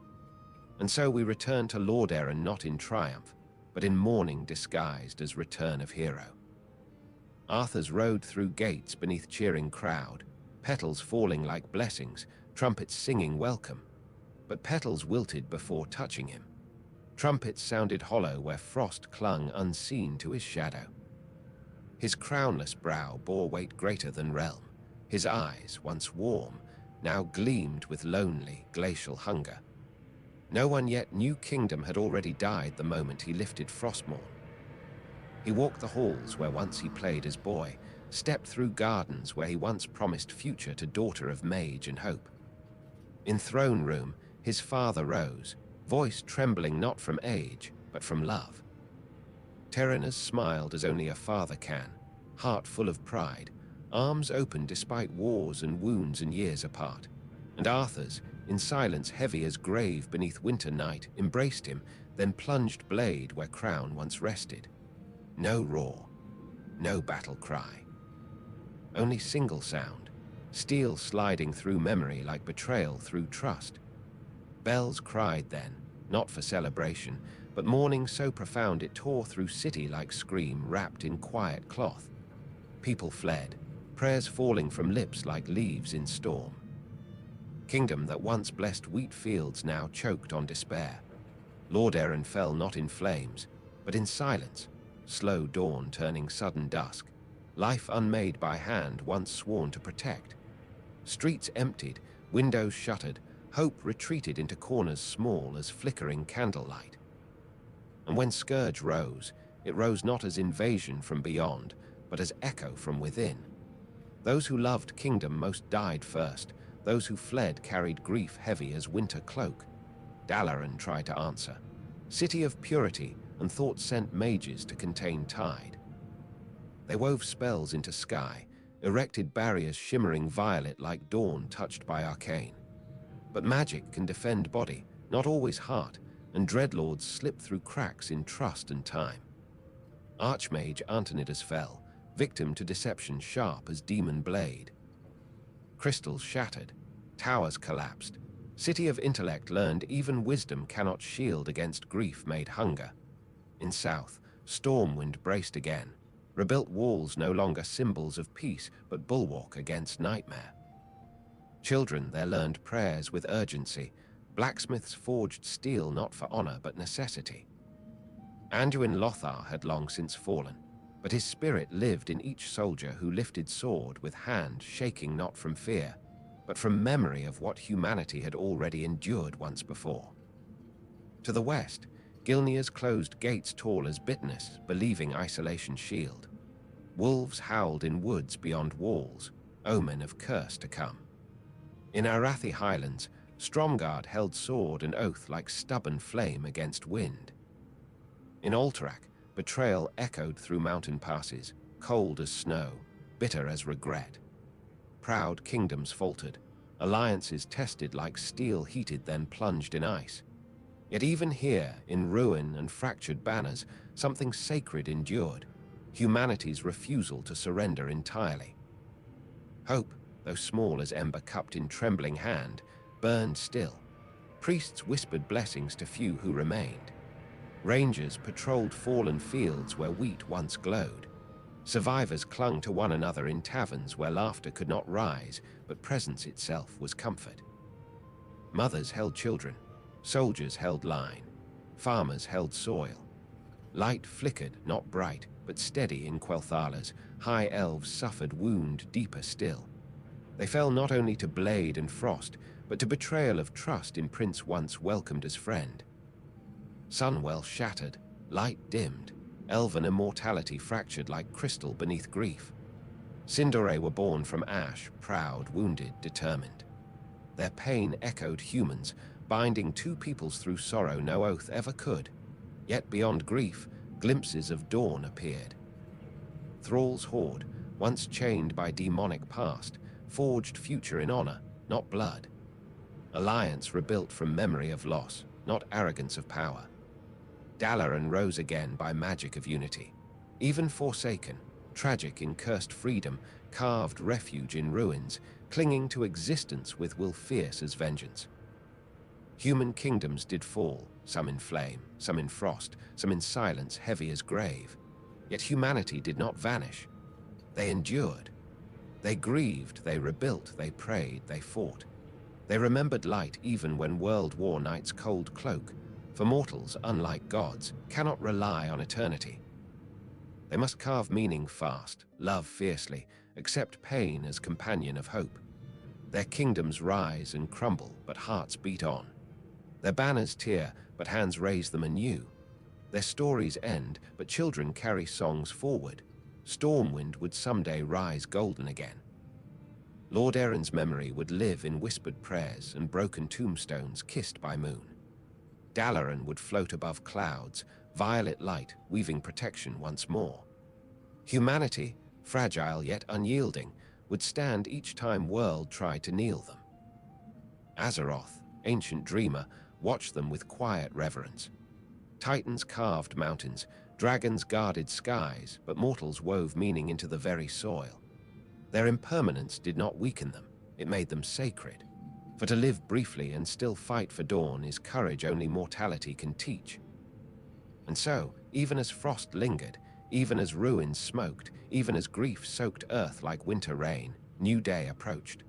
Slow, gentle, real, for though kingdoms fall, humanity endures, not in walls of stone, but in hearts that remember love greater than fear.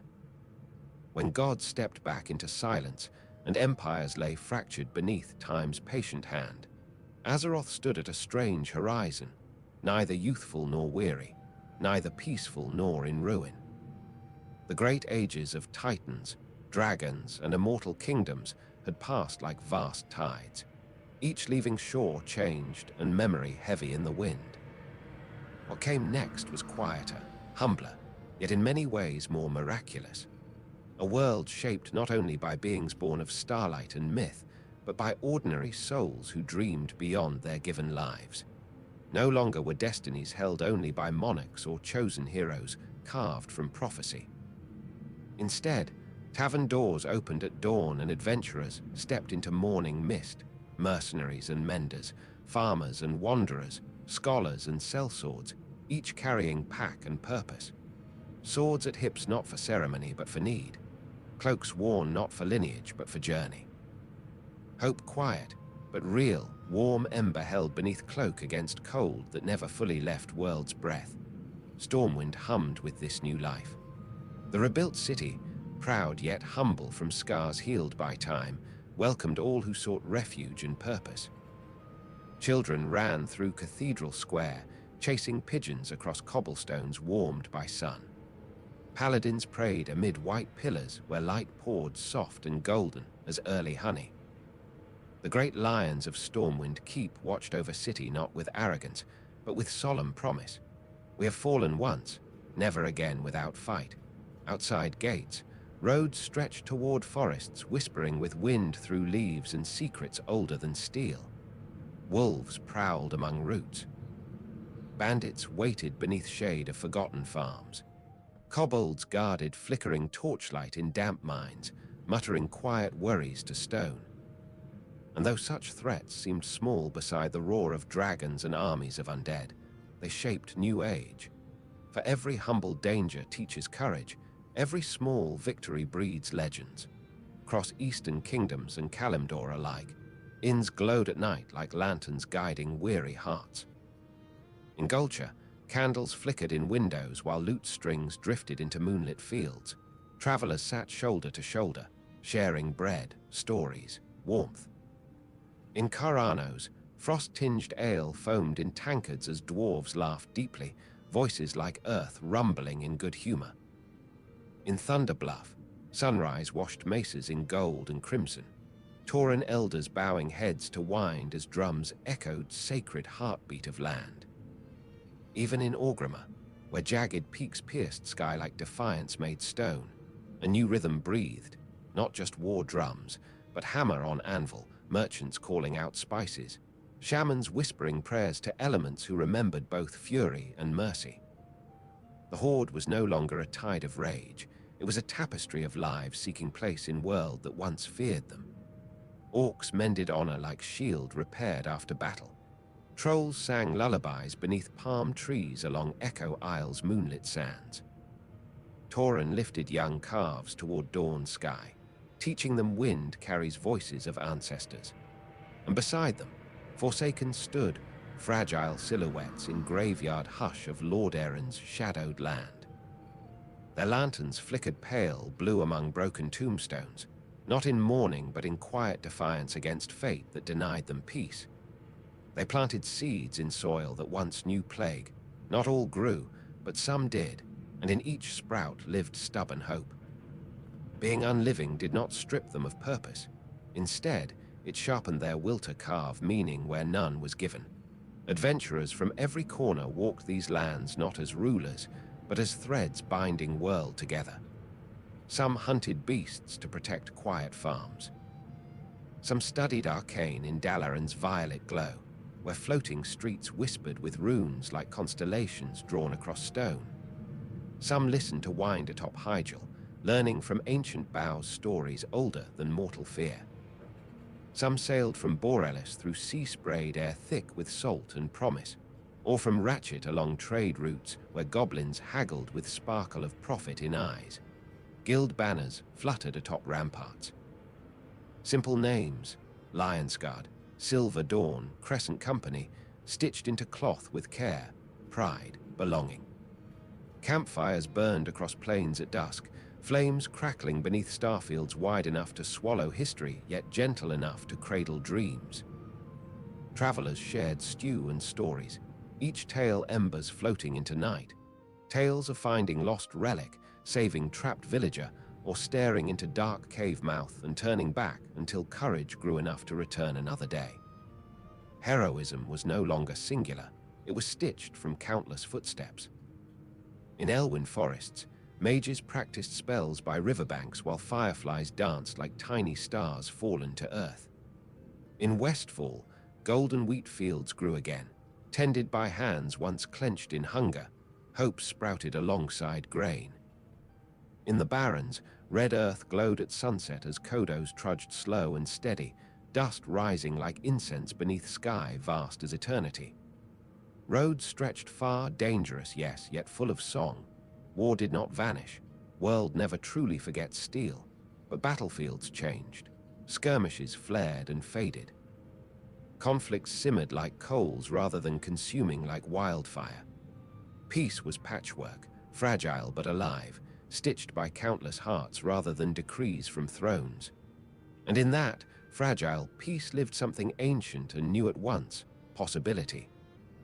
For in this age, Hero was not fate-marked child nor chosen by celestial prophecy. Hero walked with simple boots, worn cloak, sword that needed sharpening and coin pouch never quite full. Hero woke in tavern loft, brushed hay from tunic, and chose to do good despite world's wounds.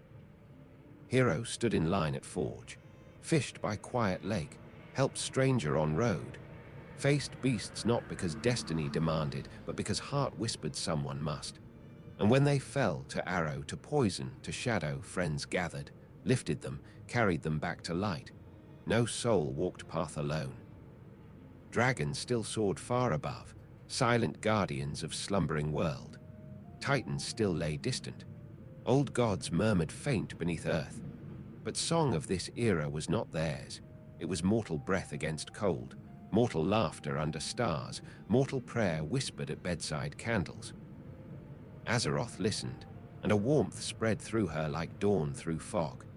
She had watched ages of gods, of dragons, of empires lost and kingdoms burned. Yet in candle glow of quiet in rustle of leaves as traveler rested against tree, in simple courage of farmer standing against wolf at door, she felt something as powerful as star-forged blade, the tender, stubborn miracle of life, unwilling to surrender. This was age not written in fire or fury, but in footsteps across dirt roads, in journals inked by tired hands near midnight, in soft lanterns lit in widow's window, waiting for loved one's return. A world once shaped by cosmic hands was now shaped by you, by adventurers who sought not only victory, but belonging, purpose, story. Heroes rose not in marble halls, but in taverns, fields, ruins reclaimed stone by stone. They faced shadows and returned to drink warm broth among friends. They failed, learned, tried again. They became legends not by destiny, but by persistence and kindness. The world's greatest guardians were no longer gods. They were mortals, fragile, fleeting, fierce, and their quiet courage held night at bay. Tomorrow they would rise again. For dawn comes not to worlds saved by miracles, but to worlds saved by many small acts of light. Even as peace rippled through taverns and trade roads, Azeroth's quiet was never stillness without shadow. The world, ancient as starlight carved into stone, breathes not in single age but in cycles, and each breath of calm invites a sigh of challenge. For destiny, like tide, retreats only to rise again. And so the adventurer's age deepened, not into rest, but into journey whose meaning lay not only in battle, but in becoming. To the south, across mists that clung to ocean like memory refusing to leave dawn behind, an island waited, hidden for ages by veil woven not from magic alone, but from mercy. Pandaria, land of jade terraces and golden fields, where cranes glided like folded silk across sky and mountains curved like quiet prayers. A place untouched by fury of past ages, where war drums had never echoed loud enough to drown sound of bamboo leaves in breeze. Adventurers arrived not as conquerors, but as wanderers seeking truth. There they met Pandaren, guardians of serenity born not from ignorance of sorrow, but from companionship with it. They taught lessons softer than steel, yet stronger than any shield. That burden shared becomes lighter, that food and laughter heal in ways spells cannot, that spirit grows tired and must be tended like orchard in winter. And in shaded monasteries where water flowed as gently as time, monks moved like breath through morning mist, every strike, every step, a meditation on balance. Yet even in paradise, shadow followed. Pride and hatred, fear and anger, the Shah, rose from hearts wounded long ago. They proved a truth older than continents. Danger does not always arrive in armor. Sometimes it rises from grief kept too long, from rage unspoken, from wounds buried until they root deep beneath ribs. Adventurers learn to fight not only claw and fang, but storm within themselves. For victories mean little if spirit shatters in silence. North again the winds turned, cold with sorrow and fate unraveling, toward broken shores where ancient elven ruins lay as bones beneath sky heavy with memory. The broken isle stirred. calling dragon and mortal alike. Tomb of Sargeras opened like wound split anew, and Legion fire surged once more, not to conquer, but to finish what it began. World did not tremble as in ages past. Instead it braced, weary yet unyielding. And in this time, guardians rose not from thrones nor from temples, but from fellowship. Leaders once opposed stood shoulder to shoulder. Horde and alliance did not cease to clash, old wounds ache when rain falls, yet bonds formed in shadow of annihilation. They sailed not to claim, but to defend. They marched not as empires, but as protectors of dawn. Titan relics stirred beneath earth like hearts remembering forgotten song. World soul bled golden ichor from wound where Sargeras' blade slept, half-buried, immense as grief. Azeroth trembled, not collapsing, but crying, and her tears were light. Heroes ascended to halls once walked only by beings forged before stars. They stood before titans, no longer small nor blind, and were not humbled into silence but strengthened by truth, that even gods falter, even stars can fail, but mortal courage reshapes fate itself. When Sargeras was finally bound between waking and eternity's edge, mortals did not cheer. They breathed long and soft, knowing victory had cost more than steel and flame could count. And in aftermath, world turned inward. Not to heal quickly, such wounds do not close in a single spring, but to remember, to breathe again without fire choking horizon, to allow grass to rise through cracks where battles once scorched earth, to plant seeds not for feast, but for hope. In Dragon Isles, ancient guardians stretched wings stiff with centuries-long sleep. Time shifted like sand through glass turned slow.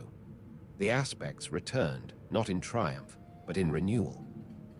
Alexstrasza's voice carried sorrow and pride in equal measure as she looked upon worlds she had nurtured since dawn. Kael'thas traced arcane lines in sky like rivers reconnecting with sea. Merithra of the Dream breathed life into green glades where breeze hummed old lullabies. Imberthel faced legacy of scale and fire with uncertain heart, but steady resolve. And Rathian, restless as heartbeat beneath armor, sought truth sharper than any blade, how to lead without losing himself to storm. Adventurers walked beside them, not as subjects to divine command, but as companions helping dragons remember their place not as rulers, but guardians among many. For era of singular protectors had passed. Azeroth now belonged to all who lived within her, tall, small, fragile, fierce, furred, scaled, robed, armored, wounded, healing. Not all was harmony. Conflict still flickered, flames not extinguished, only banked. Horde and alliance eyed one another across rivers and borders, neither enemy nor ally, bonded by history too tangled to sever cleanly. But hatred no longer burned bright. It smoldered, complicated as truth. Peace is not absence of war. It is devotion to learning how to live despite memory of it. And what of the world soul, ancient titan dreaming beneath oceans and mountains, beneath sand and song? She began to wake, not in roar, but in breath, slow, deep, heavy with promise. Her heartbeat thrummed faint beneath grass and stone. Earth shook not in destruction, but in stirring. Life shimmered golden in deepest roots. Mountains whispered ancient lullabies. Stars lingered longer at horizon as if watching quietly. Azeroth was no longer child nor prisoner, she was becoming. Through all of this, adventurers kept walking. They fished in quiet lakes where reeds swayed like slender prayers. They brewed tea in Pandaria where steam curled like spirit rising. They tended gardens in Stormsong, sang sea shanties in Borealis, hunted herbs along Mulgor's grassy plains. They helped lost spirits find rest. They held lines against forgotten horrors that clawed up from earth. They listened to tales in inns when snow fell gentle outside window. They forged bonds, broke curses, lit candles for those who did not return. And when night grew still, they looked to sky, where constellations glittered like runes traced by dream, and whispered soft gratitude for world not free of sorrow, but worth every step through it. This was age not of conquest, but care, not victory over darkness, but learning to walk with it. Not gods ruling mortals, but mortals choosing who they wish to become. Azeroth did not need saviors carved in prophecy. She needed souls who rose each morning and tried again. And so they did, and so they will. For though ages pass, Titan, Dragon, Empire, Scourge, Legion, this age endures, quiet as dawn on still sea. The age where heroes are not born, they are made by choice. And choice, tender and stubborn, is how worlds endure. In the hush that follows great ages, when banners have fallen still, and war drums no longer echo through canyon or cloud, the world exhales. For all creation lives in breath, in rise and fall, in storm and stillness, in fire that burns and earth that cools. So too does Azeroth breathe now, not as child trembling beneath threat of cosmic ruin, nor as battlefield scarred beneath ceaseless siege, but as living heart learning again the rhythm of peace. Across grasslands that once shook beneath marching armies, wind moves gently, as though afraid to disturb memory. The lion banners of Stormwind sway not in battle's fury, but in sunlight that paints golden warmth across white stone towers. Knights tend gardens where once they sharpened spears, planting herbs where shields once stood stacked in readiness. Children laugh in cobbled squares, their voices ringing like chimes scattered in breeze. They do not know dread of demons in sky or frost creeping across kingdom walls. They know only light, warm, present, quietly extraordinary. To the north, Lord Aaron rests beneath veil of ivy and pale memory. What once rang with bells and hymns lies silent, yet it is not a silence of defeat, it is a quiet of remembrance. Lanterns glow in forgotten crypts, not as warnings but as gentle offerings. Fireflies drift above fields where ghosts once marched. Even sorrow breathes here with softness, not forgiven, not forgotten, but placed gently into earth where it can no longer scream. Far across sea, on cliffs above crashing waves, the remnants of Teldrassil rest like dream half-remembered. Ashes have settled, and from blackened soil tiny leaves reach upward, green as first morning. Nature grieves, yet nature heals. Elves chant low hymns to goddess of moonlight, voices steady, neither demanding nor despairing, prayers not for what was lost, but for what may still yet grow. Their sorrow has shape, and in that shape a quiet strength. Deep in mountains, dwarves carve names of fallen into stone, each rune bright with memory. They drink to the past, not in bitterness but reverence. Their hammers ring softer now, forging not only weapons but tools, picks to mine, spades to build, mugs for ale that carries warmth through winter halls. Dwarven halls glow with hearthlight instead of molten rage. In jungles where leaves drip emerald dew, trolls beat drums not for war but for dance. They move like flame through shadow, celebrating life that endured. In Tauran plains, elders breathe grass-sweet air and watch calves chase butterflies under orange dusk. Totems stand tall not as warnings, but as promises. And beyond sight, in high spires of Dalaran, mages no longer hold world's weight upon trembling palms. Their libraries hum with curiosity rather than dread, their windows open to stars not feared, but admired. They study, not to survive impending doom, but to understand creation in peace. This is not a world that has forgotten battle. It remembers every scar, every cry, every blade drawn in last hope. But memory has softened, like edges of shield worn smooth by time. The echoes remain not as chains, but as echoes faint, instructive, sacred. For Azeroth is a world that endured. More than that, it grew. Look to the oceans, calm again, lapping shores with silver tongues of foam. Look to forests, leaves shimmering with morning breath, animals stirring under canopy where sunlight falls in gold dust. Look to sky, dragons soaring not as rulers, but guardians. Their wings no longer tremble with madness or burden, they glide with purpose free of prophecy's weight. Even Deathwing's shadow, once carved into cloud and quake, fades into history. Not erased, but transformed into lesson whispered to hatchlings who have never known fear of flame on wind. And the adventurers, those wandering souls who stitched fate across continents with worn boots and stubborn hearts, they do not sleep in legend. They walk still. They sit on in stools, cloaks faded from travel, mugs warm between tired fingers. They speak softly now, not of conquest, but of places visited, friends found, mysteries glimpsed in ruins grown quiet with moss. Some train new travelers, teaching not how to kill, but how to listen, to wine, to soil, to people whose stories run deep as roots beneath old worlds. Some rest. Some plant gardens, some marry. Some raise children who think swords belong only in stories. Some fish, patient beneath willow branch and drifting cloud. Some wander still, not to fight, but to wonder. For when threat is gone, wonder remains. Azeroth's future is not written yet. It stretches wide like field untouched by plough, possibilities trembling on horizon like stars before dawn. The sword in Silithus lies embedded still, not forgotten, but no longer bleeding light like wound unable to close. Around it, earth warms, golden veins pulse steady, slow, healing. Titans watch now not as judges, but as witnesses. Old gods lie silent beneath earth, whispers fading into soil like forgotten dreams dissolving at morning touch. And through all of this, Azeroth, the world soul, breathes deeper. She has been wounded, yes. She has known fire and frost, shadow and storm.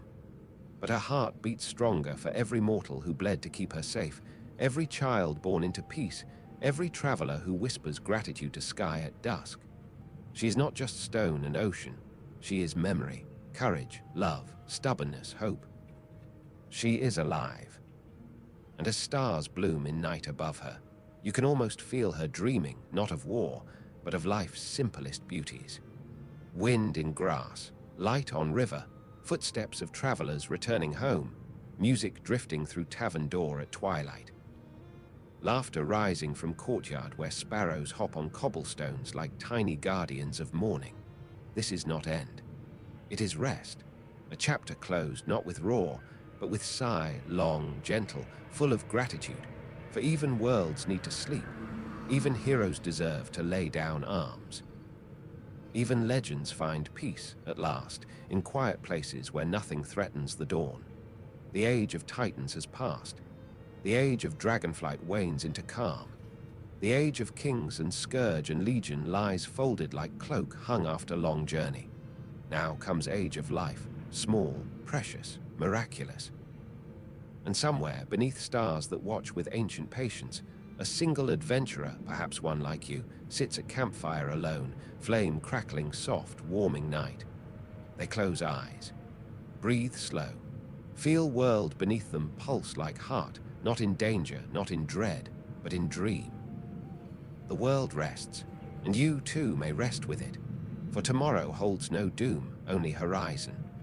And dawn, gentle and patient, waits just beyond the dark.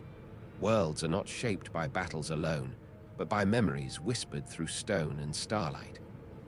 Here, where titans dreamed and mortals bled, destiny breathes in every grain of ancient sand.